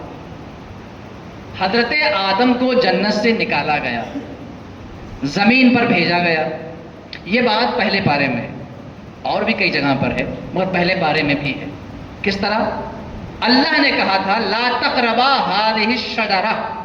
اس درخت کے قریب نہ جانا. کیا کہا تھا؟ لا تقربا هذه الشجرہ. اس درخت کے قریب نہ جانا. درخت کا نام نہیں ہے کہ درخت کون سا تھا اور پورے قرآن میں کہیں نہیں ہے. اب وہ درخت کون سا تھا؟ ہمارے بیچ یہ بات مشہور ہے کہ وہ گندم کا درخت تھا, گیہوں کا, ہے نا. اب اگر کوئی آپ کو بہکانا چاہے تو کیسے بہکائے گا وہ بتا رہا ہوں. ارے صاحب آپ کے علماء نے بتایا ہے کہ گیہوں کا درخت تھا جس سے اللہ نے جناب آدم کو روکا تھا. میں آپ کو تفسیر دکھاؤں گا, میں آپ کو حدیث دکھاؤں گا, میں آپ کو اور باقاعدہ کئی تفسیریں دکھا سکتا ہوں کہ وہ گیہوں کا درخت نہیں, وہ انجیر کا درخت تھا, وہ بادام کا درخت تھا, وہ انگور کا درخت تھا, وہ مالٹے کا درخت تھا. آپ کو گیہوں بتایا گیا اور یقین جانیں اگر وہ دکھانے پہ آ جائے تو کم سے کم 100 تفسیریں آپ کو دکھا سکتا ہے کہ جہاں بادام کا, مالٹے کا, انجیر کا اور ان چیزوں کا ذکر ہے اور ہم میں مشہور کیا ہے. تو صاحب اس آیت کی 6 تفسیریں. کتنی ہے؟ 6 تفسیریں. 6 میں سے ایک گیہوں والا بھی ہے. گیہوں والا عوام میں مشہور ہو گیا ہے مگر 5 اور بھی ہے. اللہ جانے کیا تھا وہ, لیکن 6 میں سے ایک ہم بیان کرتے ہیں اور بتاتے ہیں, لیکن اور بھی 5. تو بہکانے والا کیا کرے گا؟ جو مشہور ہے اس کے خلاف دکھائے گا کہ دیکھو یہ موجود ہے, یہ موجود ہے, یہ موجود ہے. آپ کے عالم نے کبھی نہیں بتایا گیہوں بتایا. گیہوں تو کہیں نہیں ہے. اب یہ تفسیر کی کتابوں میں جب الگ الگ دیکھیں گے 100-150 تفسیریں آپ دیکھ لیں گے تب جا کر کے یہ رزلٹ سامنے آئے گا کہ ہاں کہیں بادام کا ذکر بھی ہے, کہیں مالٹے کا ذکر بھی ہے, کہیں انجیر کا ہے, کہیں انگور کا ہے, کہیں گیہوں کا بھی ہے. میرے عزیز ساتھیوں اور دوستوں, نوجوان طبقے سے میں خاص طور سے کہوں گا یہ جو آپ اسکین دیکھ کر ایموشنل ہوتے ہو نا, ایسے اسکین بہت آتے ہیں پیارے. آپ کو یہ جاننا ہوگا کہ اس کا مفہوم کیا ہے. آپ کو یہ جاننا ہوگا کس موقع پہ یہ بات کہی گئی. آپ کو یہ جاننا ہوگا یہ خاص بات ہے یا عام بات ہے. آپ کو یہ جاننا ہوگا یہ ناسخ ہے یا منسوخ ہے. آپ کو یہ جاننا ہوگا یہ حقیقت ہے یا مجاز ہے. آپ کو یہ جاننا ہوگا یہ محکم ہے یا متشابہ ہے. آپ کہیں یہ کہانی کہاں سے آ گئی بھائی؟ جی سارا کچھ موجود ہے. ایک ایک ارشاد کے اندر اس کو سمجھنے کے لیے یہ جاننا پڑتا ہے کہ یہ جو ارشاد رسول ہے یہ ناسخ ہے یا منسوخ ہے, عام ہے یا خاص ہے, محکم ہے یا متشابہ ہے. کچھ مثالیں دے دوں تاکہ آپ سمجھ جائیں. اگر آپ حدیث کی کتاب پڑھیں, بخاری پڑھیں, مسلم پڑھیں, ترمذی پڑھیں, کچھ بھی پڑھیں آپ کو ملے گا ایک صحابی تھے, اللہ کے رسول صلی اللہ علیہ وسلم نے ان کو ریشمی کپڑا پہننے کی اجازت دے دی. کون سا کپڑا؟ ریشمی کپڑا. اور امام صاحب بیان کرتے ہیں کہ ریشمی کپڑا مردوں کے لیے حرام ہے. یہ کیا بیان کرتے ہیں؟ مردوں کے لیے ریشمی کپڑا پہننا حرام ہے، مردوں کے لیے جائز نہیں۔ اور آپ حدیث میں پڑھ لیجئے، صحابی کو اللہ کے نبی نے ریشمی کپڑا پہننے کا حکم دے دیا، وہ پہن رہے۔ اب آپ کے ذہن میں بات، ارے یہ تو حدیث میں لکھا ہے کہ ریشمی کپڑا پہننا چاہیے، دیکھو فلاں فلاں صحابی پہنتے تھے، امام صاحب تو ہم کو روکتے ہیں۔ دیکھا نا، حدیث پڑھ تو لیا مگر کاش سمجھ بھی لیے ہوتے۔ وہ جو خاص ریشمی کپڑا پہننے والی حدیث ہے وہ عبداللہ ابن زبیر بن عوام اور ایک دو تین صحابی کے لیے خاص طور پر ہے کہ ان کے بدن پر کچھ ایسی کیفیت تھی کہ اللہ کے رسول نے ان کو خاص طور سے پہننے کی اجازت دے دی تھی، وہ قیامت تک کسی اور کے لیے نہیں ہے، اور حدیث میں موجود ہے۔ آپ کے پاس حدیث کی کتاب ہو، پڑھیں، ارے اللہ کے نبی نے تو فرمایا ہے کہ بکری کے 6 مہینے کا بچہ ہو اس کی بھی قربانی ہو سکتی ہے۔ ہمارے امام صاحب پوری قربانی کے مہینے میں چلا کے کہتے ہیں 1 سال کا ہونا چاہیے، 1 سال سے اگر 1 دن بھی کم ہوا تو قربانی نہیں ہو سکتی بکرے کی، اور حدیث میں ہے کہ 6 مہینے کے بچے کی بھی قربانی ہو سکتی ہے۔ لو، حدیث میں تو یہ ہے، امام صاحب یہ بتاتے ہیں، ہم تو بھیا حدیث مانیں گے، امام صاحب کی بات نہیں مانیں گے۔ پھر بہن گئے حدیث دیکھ کر۔ بات دراصل یہ ہے کہ وہ جو موقع تھا، اللہ کے رسول صلی اللہ علیہ وسلم کی کچھ صحابہ نے حضور سے پہلے قربانی کر لی تھی، انہیں علم نہ تھا۔ جب قرآن کی آیت نازل ہوئی لا تقدموا بین یدی اللہ ورسولہ، اللہ اور اس کے رسول سے آگے نہ بڑھو، تو وہ شرمندہ ہوئے، حضور کے پاس آئے، یا رسول اللہ ہم نے تو آپ سے پہلے قربانی کر لی، اللہ کی طرف سے عتاب نازل ہو گیا، اب ہم کیا کریں؟ اب حضور نے ان کو یہ اجازت دے دی کہ تمہارے پاس اگر 1 سال کا بکری کا بچہ نہیں ہے تو 6 مہینے کا ہی صحیح ذبح کر دو۔ یہ خاص اجازت ان کے لیے تھی، قیامت تک کسی اور کے لیے، مگر یہ حدیث میں موجود ہے۔ اسی طرح سے ایک صحابی ہیں جن کا نام سراقہ ہے، حضور نے ان کو سونے کے کنگن پہننے کی بشارت دے دی۔ سونا تو مرد کے لیے حرام ہے بھائی، اللہ کے رسول نے فرمایا اے سراقہ میں تیرے ہاتھ میں کسرا کا کنگن دیکھ رہا ہوں، اور وہ کنگن سونے کا تھا، اور ویسے بھی کنگن پہننا مردوں کو جائز نہیں، پھر سونے کنگن تو اور بھی حرام ہے، اور حضور نے باقاعدہ سراقہ صحابی کو بشارت دے دی۔ لو، حدیث میں ہے کہ سونے کا کنگن پہننا چاہیے، صحابی نے پہنا، حضور نے بتایا، امام صاحب منع کر رہے۔ تو بات یہی کہ حدیث تو آپ نے پڑھ لی، ابھی بھی نہیں سمجھے، وہ خاص حضرت سراقہ رضی اللہ تعالیٰ عنہ کے لیے تھا، قیامت تک اس حدیث پہ کوئی اور عمل نہیں کر سکتا۔ تو حدیث تو موجود ہے، پڑھ لیا، ترجمہ یاد کر لیا، مگر سمجھیے اور سنیے۔ ایک صحابی کا روزہ ٹوٹ گیا، بیوی سے جمع کر لیا، آئے بارگاہ مصطفیٰ میں، کہا یا رسول اللہ ایسا ایسا معاملہ ہو گیا، کیا کریں؟ کہا کفارہ دے دو، غلام آزاد کرنا ہے، 60 مسکینوں کو کھانا کھلانا ہے، 60 روزے رکھنا ہے۔ انہوں نے کہا یا رسول اللہ 1 روزہ تو برداشت ہی نہیں ہوا، ایسا معاملہ پیش آ گیا، 60 روزے لگاتار کیسے رکھوں گا؟ نہیں ہو پائے گا۔ تو کہا ٹھیک ہے 60 مسکینوں کو کھانا کھلا دو، تمہارا کفارہ روزے کا ہو جائے گا۔ کہا یا رسول اللہ میں خود ہی مسکین آدمی ہوں، میں غریب آدمی ہوں، کہاں سے کھلاؤں گا؟ کہا ٹھیک ہے بیٹھ جاؤ۔ وہ بیٹھ گئے۔ اللہ کے رسول صلی اللہ علیہ وسلم کے پاس کوئی صحابی آئے تحفہ لے کر، کھجور کا ٹوکرا لے کر کے تحفے میں آئے اور دے دیا۔ حضور نے کہا وہ کہاں گئے جن کا روزہ ٹوٹ گیا تھا؟ کفارہ والے۔ کھڑا کیا ان کو، کہا یہ لو، اس کھجور کو غریبوں میں تقسیم کر دو، تمہارے روزے کا کفارہ ہو جائے گا۔ انہوں نے کہا یا رسول اللہ اب میں غریبوں میں کیا تقسیم کروں، میں خود ہی غریب آدمی ہوں۔ تو کہا جاؤ تمہارے بچے کھا لیں، تمہارا کفارہ ہو جائے گا۔ وہ گئے، خود ہی کھجور کو کھایا، ان کا کفارہ۔ یہ حدیث ہے، مگر اس حدیث پر عمل قیامت تک کسی کو کرنے کا حق نہیں ہے، صرف اسی خاص صحابی کے لیے تھا۔ اب حدیث تو کوئی پڑھ لے کہ واہ بھائی واہ، کھجور کے ٹوکرے کو بھی کھانے سے کفارہ ہو جاتا ہے، ہمارے امام صاحب کہتے ہیں 60 روزہ رکھنا پڑے گا، حدیث میں تو یہ ہے، بتاتے کچھ اور ہے۔ تو حدیث تو آپ نے پڑھ لی مگر ابھی بھی نہیں سمجھے۔ میں ایسے ایک نہیں سینکڑوں حدیثیں آپ کے سامنے پیش کر سکتا ہوں کہ جو خاص کسی موقع پر اللہ کے نبی نے کسی خاص صحابی کے لیے فرمایا، وہ سب کے لیے نہیں ہو سکتا۔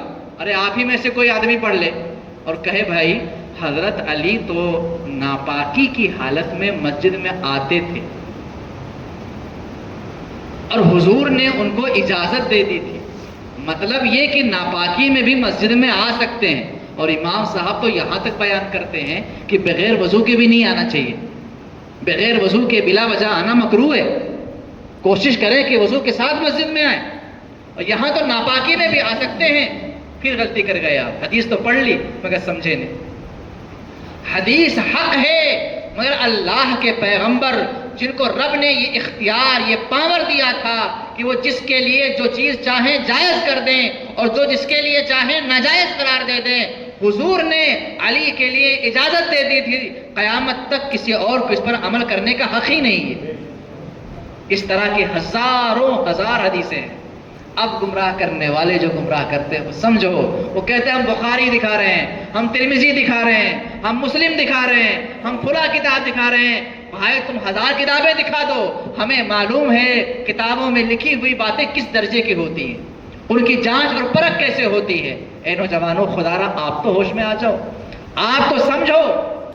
آپ سے یہی کہا جا رہا ہے کہ حدیث کی کتابوں میں یہ بات ہے، چاہے وہ رفع یدین کا مسئلہ ہو، آمین بالجہر کا مسئلہ ہو، کرتے خلف الامام کا مسئلہ ہو، تحت السرہ کا ہو یا فوق السرہ کا ہو، ہاتھ کہاں باندھنا ہے، یہ مسئلہ ہو، اگر اس پر کبھی بات ہوئی تو بتاؤں گا کہ حدیث کی کتابوں میں اس کے حوالے سے کیا کیا موجود ہے، اور آج آپ کو شہد دکھائے، زہر پلائے کی طرح سے آپ کو دھوکہ دیا جاتا ہے۔ واللہ باللہ تاللہ اہل سنت والجماعت وہ ہیں کہ اپنا عمل قرآن و حدیث کے مطابق ہی رکھتے ہیں، مگر قرآن و حدیث کو اپنے مرضی سے نہیں، محمد الرسول اللہ سے سمجھتے ہیں، صحابہ سے سمجھتے ہیں۔ صحابہ نے رسول اللہ سے سیکھا تھا، تابعین سے سمجھتے ہیں، تابعین نے صحابہ سے سیکھا تھا، تبے تابعین سے سمجھتے ہیں، تبے تابعین نے تابعین سے سیکھا تھا۔ ہم دیکھتے ہیں اس حدیث پر صحابی نے کیسے عمل کیا، تابعین نے کیسے عمل کیا، تبے تابعین نے کیسے عمل کیا۔ اس حدیث کو ہم سے زیادہ صحابہ جاننے والے تھے، اس آیت کو ہم سے زیادہ صحابہ جاننے والے تھے، ان کا عمل کیا تھا، وہی عمل اہل سنت والجماعت کا ہے۔ آپ کا جو بھی عقیدہ ہے، جو بھی نظریہ ہے، جو بھی آپ کا عمل ہے، سب دلیلوں سے پر ہے، مگر ہاں بات اتنی سی ہے کہ ہمارے بھائی دلیلوں سے بے خبر ہیں، اسی وجہ سے انہیں بہکایا اور گمراہ کیا جاتا ہے۔ ایک آخری دلیل دے کر کے اپنی بات مکمل کرتا ہوں، درود پاک پڑھ لیجیے۔ اللہم صلی علی سیدنا مولانا ملجانا محمد بارک وسلم صلاۃ و سلاما علیک یا رسول اللہ صلی اللہ تعالی علیہ وآلہ وسلم۔ آیت درود بڑی مشہور آیت ہے، کثرت سے ہمارے لوگ پڑھتے بھی ہیں۔ اللہ نے فرمایا ان اللہ وملائکتہ یصلون علی النبی، سنتے ہیں نا، اس کا ترجمہ سنو۔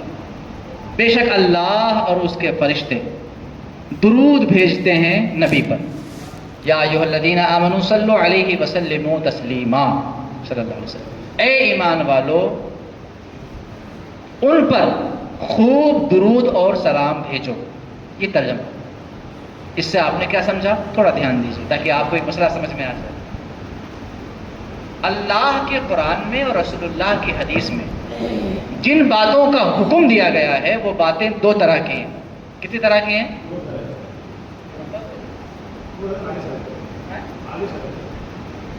خود سے پڑھ لیجیے۔ اللہم صلی علی سیدنا مولانا محمد بارک وسلم صلاۃ و سلام علیک یا رسول اللہ صلی اللہ علیہ وسلم۔ یہ آخری بات،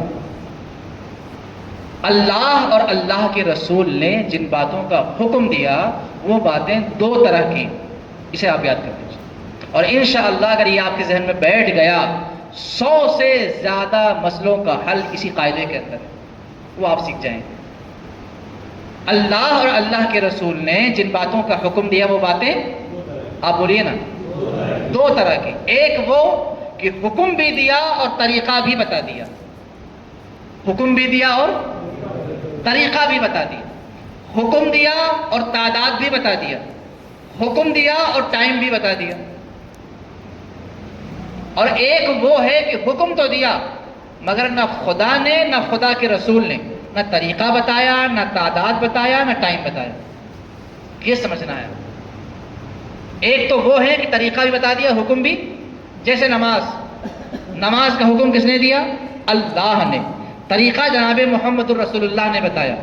نماز کتنی رکعت پڑھنی ہے بتا دیا گیا، کب پڑھنی ہے بتا دیا گیا، نماز میں کہاں پہ کیا پڑھنا ہے بتا دیا گیا۔ تو حکم بھی اللہ کا ہے اور طریقہ بھی اللہ اور اللہ کے رسول کا ہے. جیسے بتایا گیا فجر میں 4 رکعت، اب قیامت تک یہ 6 نہیں ہو سکتی، اور 5 بھی اور 3 بھی. بتا دیا، فکس ہو گیا. ٹائم بتا دیا، فجر کے ٹائم کیا ہے. اب قیامت تک ظہر کے ٹائم میں فجر نہیں پڑھ سکتے آپ، فجر کے ٹائم میں آپ ظہر نہیں پڑھ سکتے، ٹائم بھی بتا دیا. 2 رکعتیں ہیں، 2 سنت ہے، 2 فرض ہے. کیا پڑھنا ہے؟ سورہ فاتحہ پھر سورہ بتا دیا.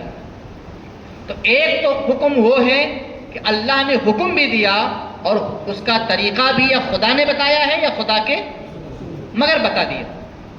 حج ہے، حج کا حکم خدا نے دیا، طریقہ جناب محمد الرسول اللہ نے بتا دیا. ٹائم ٹیبل بھی اللہ کے رسول نے بتا دیا، مہینہ بھی اللہ کے رسول نے بتا دیا، تاریخ بھی اللہ کے رسول نے بتا دیا. حج کہاں کرنا ہے یہ بھی اللہ کے رسول نے. ارے بھائی حج میں کیا ہوتا ہے؟ طواف ہے، میدان عرفات میں ہے، مزدلفہ میں ہے، مینا میں ہے، سعی کر رہے ہیں، یہ تو حج ہے نا.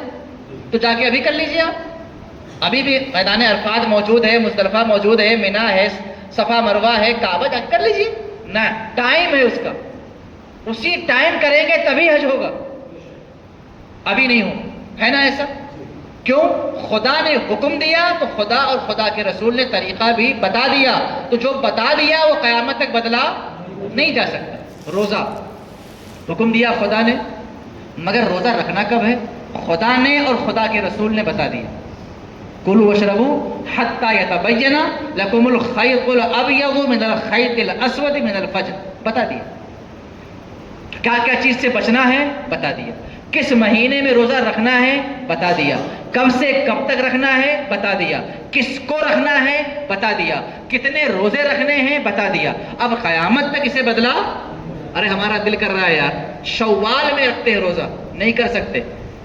شعبان میں رکھتے ہیں روزہ، نہیں کر سکتے.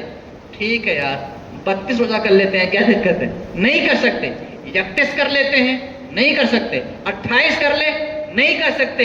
بتا دیا رمضان کا روزہ رکھنا ہے، چاند دیکھ کے شروع کرنا ہے، چاند دیکھ کے ختم کرنا ہے. اب قیامت تک اس کو بدلا، تو اس کو آپ کو سمجھنا ہے.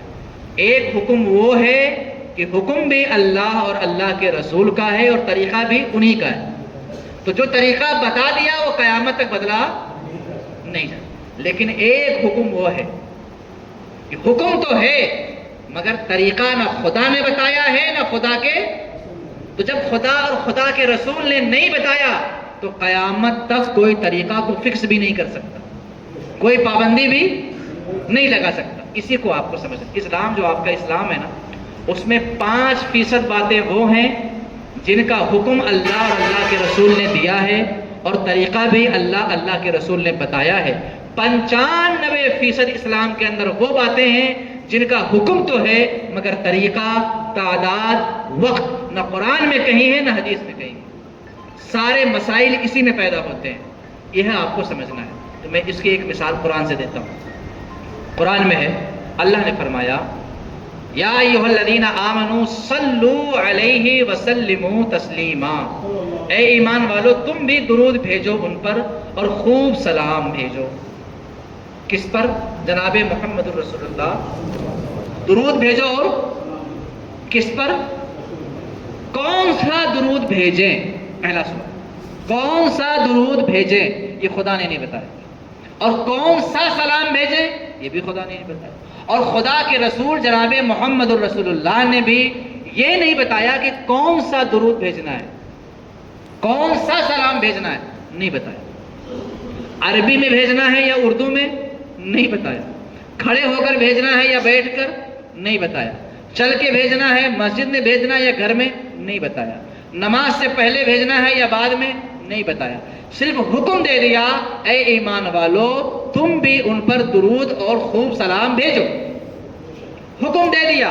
درود اگر فکس کر دیتا خدا تو قیامت تک کوئی بدل. ارے بھائی التحیات نماز میں فکس ہے، 2 رکعت پہ کیا پڑھتے ہیں آپ؟ التحیات. التحیات قرآن نہیں، یہ دعا ہے. مگر قیامت تک اسے کوئی بدل. التحیات میں، تشہد میں آپ کو التحیات ہی پڑھنا ہے. اس کی جگہ آپ آیت الکرسی پڑھ لیجئے، نہیں پڑھ سکتے. قل هو اللہ پڑھ لیجئے، نہیں پڑھ سکتے. کوئی سورہ پڑھ لیجئے، نہیں پڑھ سکتے. کوئی دعا پڑھ لیجئے، نہیں پڑھ سکتے. کیوں؟ خدا کے رسول نے فکس کر دیا ہے، تو جسے فکس کر دیا اس کو بدلا نہیں جا سکتا۔ یہاں پر اللہ نے کہا درود بھیجو، مگر کون سا درود بھیجیں خدا نے نہیں بتایا، رسول اللہ نے بھی نہیں بتایا۔ پھر درود عربی زبان میں بھیجیں یا اردو زبان میں، نہ خدا نے بتایا نہ خدا کے۔ درود کھڑے ہو کر کے بھیجیں کہ بیٹھ کر، نہ خدا نے بتایا نہ خدا کے۔ دن میں بھیجیں یا رات میں، نہ خدا نے بتایا نہ خدا کے رسول نے۔ درود پاک کتنی مرتبہ بھیجیں، 1 بار 2 بار 100 بار، کتنی بار تعداد بھی نہیں بتایا۔ کتنے ٹائم بھیجیں نہیں بتایا۔ کون بھیجے، یعنی بچہ جوان بوڑھا، بس ایمان والا، یا ایھا الذین آمنو، اے ایمان والو درود بھیجو۔ تو حکم موجود ہے، طریقہ موجود، حکم موجود ہے، تعداد موجود، حکم موجود ہے اور وقت موجود، نہ خدا نے بتایا نہ خدا کے۔ اب اس کو آپ سمجھیں، جب اللہ اور اللہ کے رسول نے حکم دے دیا اور طریقہ نہیں بتایا، تو جس طریقے سے بھی آپ درود پڑھیں گے حقیقت میں خدا کے حکم پہ عمل کرنا ہوگا۔ آپ عربی میں پڑھیں یا اردو میں پڑھیں، آپ کھڑے ہو کر پڑھیں یا بیٹھ کر یا لیٹ کر، آپ گھر میں پڑھیں یا مسجد میں پڑھیں، آپ ہاتھ باندھ کے پڑھیں یا ہاتھ چھوڑ کے پڑھیں، بہرحال جس طریقے سے درود پڑھیں گے، جب آپ کے خدا نے کوئی تعداد نہیں بتائی، آپ کے خدا نے کوئی طریقہ نہیں بتایا، آپ کے خدا نے کوئی ہیئت نہیں بتائی، آپ کے خدا نے کوئی زبان نہیں بتائی، آپ کے خدا نے وقت نہیں بتایا، تو قیامت تک وقت کے بارے میں کوئی سوال نہیں کر سکتا، ٹائم کے بارے میں کوئی سوال نہیں کر سکتا، درود کے بارے میں کوئی سوال نہیں کر سکتا۔ یہ آپ سے سوال نہیں بنتا کہ بھائی یہ والا درود کیوں پڑھتے ہیں آپ، یہ والا کیوں پڑھتے ہیں، یہ والا سوال ہی غلط ہے۔ کیوں کہ جب خدا نے نہیں بتایا تو آپ پابندی لگانے والے کون ہوتے ہیں؟ بھائی کھڑے کھڑے کیوں پڑھتے ہیں؟ جب خدا نے نہیں بتایا تو آپ سوال وات کرنے والے۔ آپ بھائی 100 بار تو شریف کیوں پڑھتے ہیں، 101 کیوں نہیں پڑھتے؟ بھائی جب خدا نے مطلق حکم دے دیا تو 1 بار پڑھو چاہے 1000 بار پڑھو، کھڑے ہو کر پڑھو یا بیٹھ کر پڑھو، ہر طریقے سے پڑھو، خدا کے حکم پہ عمل ہو جائے گا۔ اہل سنت والجماعت الحمدللہ اس آیت پر سب سے زیادہ عمل کرنے والے ہیں۔ یہاں حکم تھا درود پڑھو اور سلام بھیجو، اور 2 باتوں کا ذکر ہے، درود اور یہ بھی ہے خوب بھیجو۔ تب کیا کہا ہم نے؟ کعبے کے بدر الدجا تم پہ کروڑوں درود، طیبہ کے شمس و ضحا تم پہ، شافع روز جزا تم پہ کروڑوں درود، دافع جملہ بلا۔ خدا نے کہا ہے درود بھیجو اور کہا ہے خوب بھیجو، پھر کیا کہا؟ سلام بھیجو۔ ہم نے کہا مصطفیٰ جان رحمت پہ لاکھوں سلام، شمع بزم ہدایت پہ، شہر یار ارم تاجدار حرم، نو بہار شفاعت پہ لاکھوں سلام۔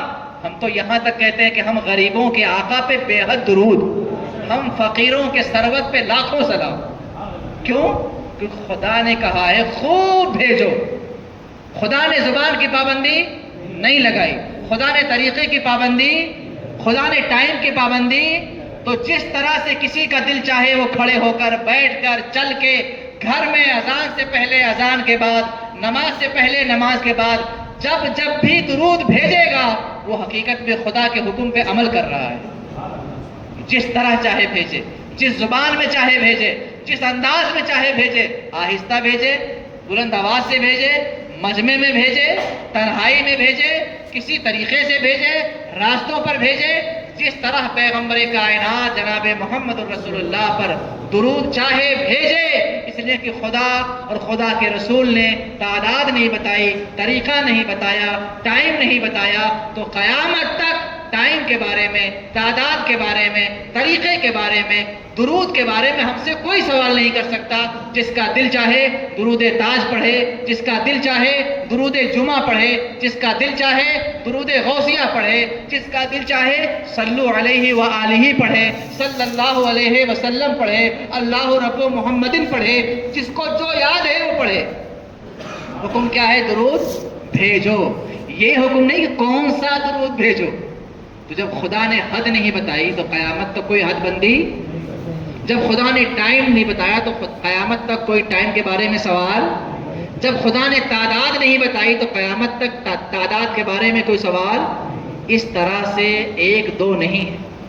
قرآن کریم میں 100 سے زیادہ آیتیں موجود ہیں اور حدیث کے اندر ارشادات موجود ہیں کہ جن کا حکم تو اللہ کے رسول نے دے دیا، مگر طریقہ نہیں بتایا، امت کو آزادی دے دی کہ تم جس طرح بھی چاہو اللہ کے رسول جناب محمد الرسول اللہ پر درود و سلام بھیجو، جس طرح چاہو اس پر عمل کرو۔ یہ آیات سنانے کا وقت تو بالکل نہیں، مگر بتانا یہ تھا کہ آپ ان باتوں کو سمجھ لیں۔ اہل سنت والجماعت کا کوئی عمل بلا دلیل نہیں ہوتا، ہر عمل کے پیچھے دلیل ہے، اور 1 2 نہیں درجنوں دلیلیں ہیں۔ بات یہ ہے کہ ادھر آؤ پیارے، ہنر آزمائیں، تم تیر آزماؤ ہم جگر آزمائیں، ہمیں معلوم ہے نہ خنجر اٹھے گا نہ تلوار تم سے، یہ بازو میرے آزمائے ہوئے ہیں۔ اہل سنت اپنے آپ کو کمزور نہ سمجھیں، ہمارے نوجوان اپنے آپ کو بے سہارا نہ سمجھیں۔ تم جن کے دامن سے وابستہ ہو، یہاں سے لے کر محمد رسول اللہ تک الحمدللہ دلائل کے انبار موجود ہیں۔ تمہارے اعمال حسنہ اور کار خیر دلیلوں کی وجہ سے ہیں، بغیر دلیل کے کوئی عمل نہیں ہے۔ آپ جو بھی کار خیر کرتے ہیں ان کے پیچھے دلیلیں موجود ہیں۔ عام آدمی کو دلیلوں کا پتہ نہیں ہوتا، حوالوں کا پتہ نہیں ہوتا، وہ بہک جاتا ہے یا بہکا دیا جاتا ہے۔ تو نوجوانوں سے میں گزارش کروں گا کہ محض چند باتوں کو لے کر ایموشنل نہ ہو جائیں، جذباتی نہ ہو جائیں، اہل سنت کے بارے میں بدگمان نہ ہو جائیں، شک کے شکار نہ ہو جائیں، اپنے آپ کو پہچانیں۔ آپ کا رشتہ جناب محمد الرسول اللہ سے جڑا ہوا، یہاں سے لے کر وہاں تک آپ کے رشتے میں اولیاء کرام ہیں، مجتہدین ہیں، اکابر ہیں، شہداء ہیں، صالحین ہیں۔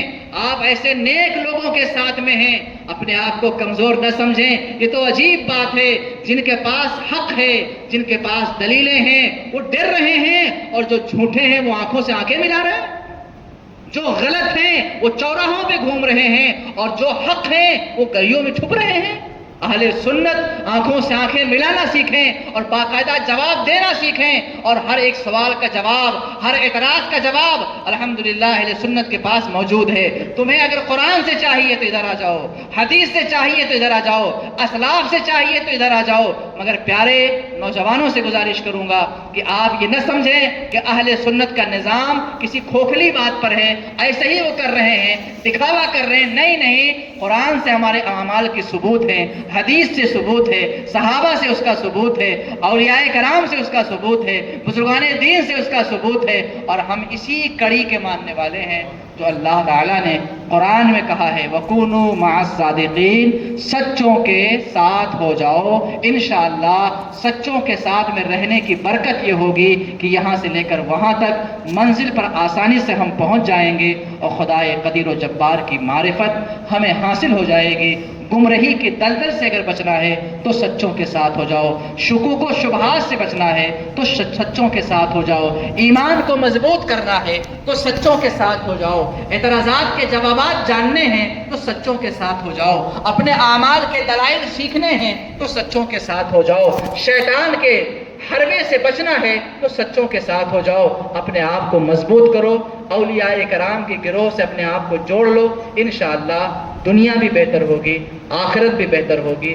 اپنے آپ کو کمزور یا کمتر مت سمجھیے، ایسے آقاؤں کا بندہ ہے رضا، بول بالے میرے سرکاروں کے۔ ایسے آقاؤں کا بندہ ہے رضا، آپ بھی کہیں ایسے آقاؤں کا بندہ ہے رضا، بول بالے میرے سرکاروں کے۔ اور اہل سنت کا ہے بیڑا پار، اصحاب حضور نجم ہے اور ناؤ ہے عطرت رسول اللہ کی۔ اہل سنت کے لیے صحابہ اور اہل بیت دونوں ہمارے ہیں، ایک ہاتھ میں اہل بیت ہے تو ایک ہاتھ میں صحابہ ہے۔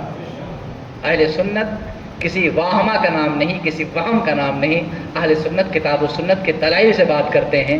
اللہ عز و جل کی بارگاہ میں دعا ہے دوران گفتگو تعبیر، تشریح، توضیح، تفہیم میں کہیں پر کوئی خطا ہوئی تو اللہ تعالی معاف فرمائے۔ وآخر دعوانا الحمدللہ رب العالمین۔ السلام علیکم ورحمۃ اللہ وبرکاتہ۔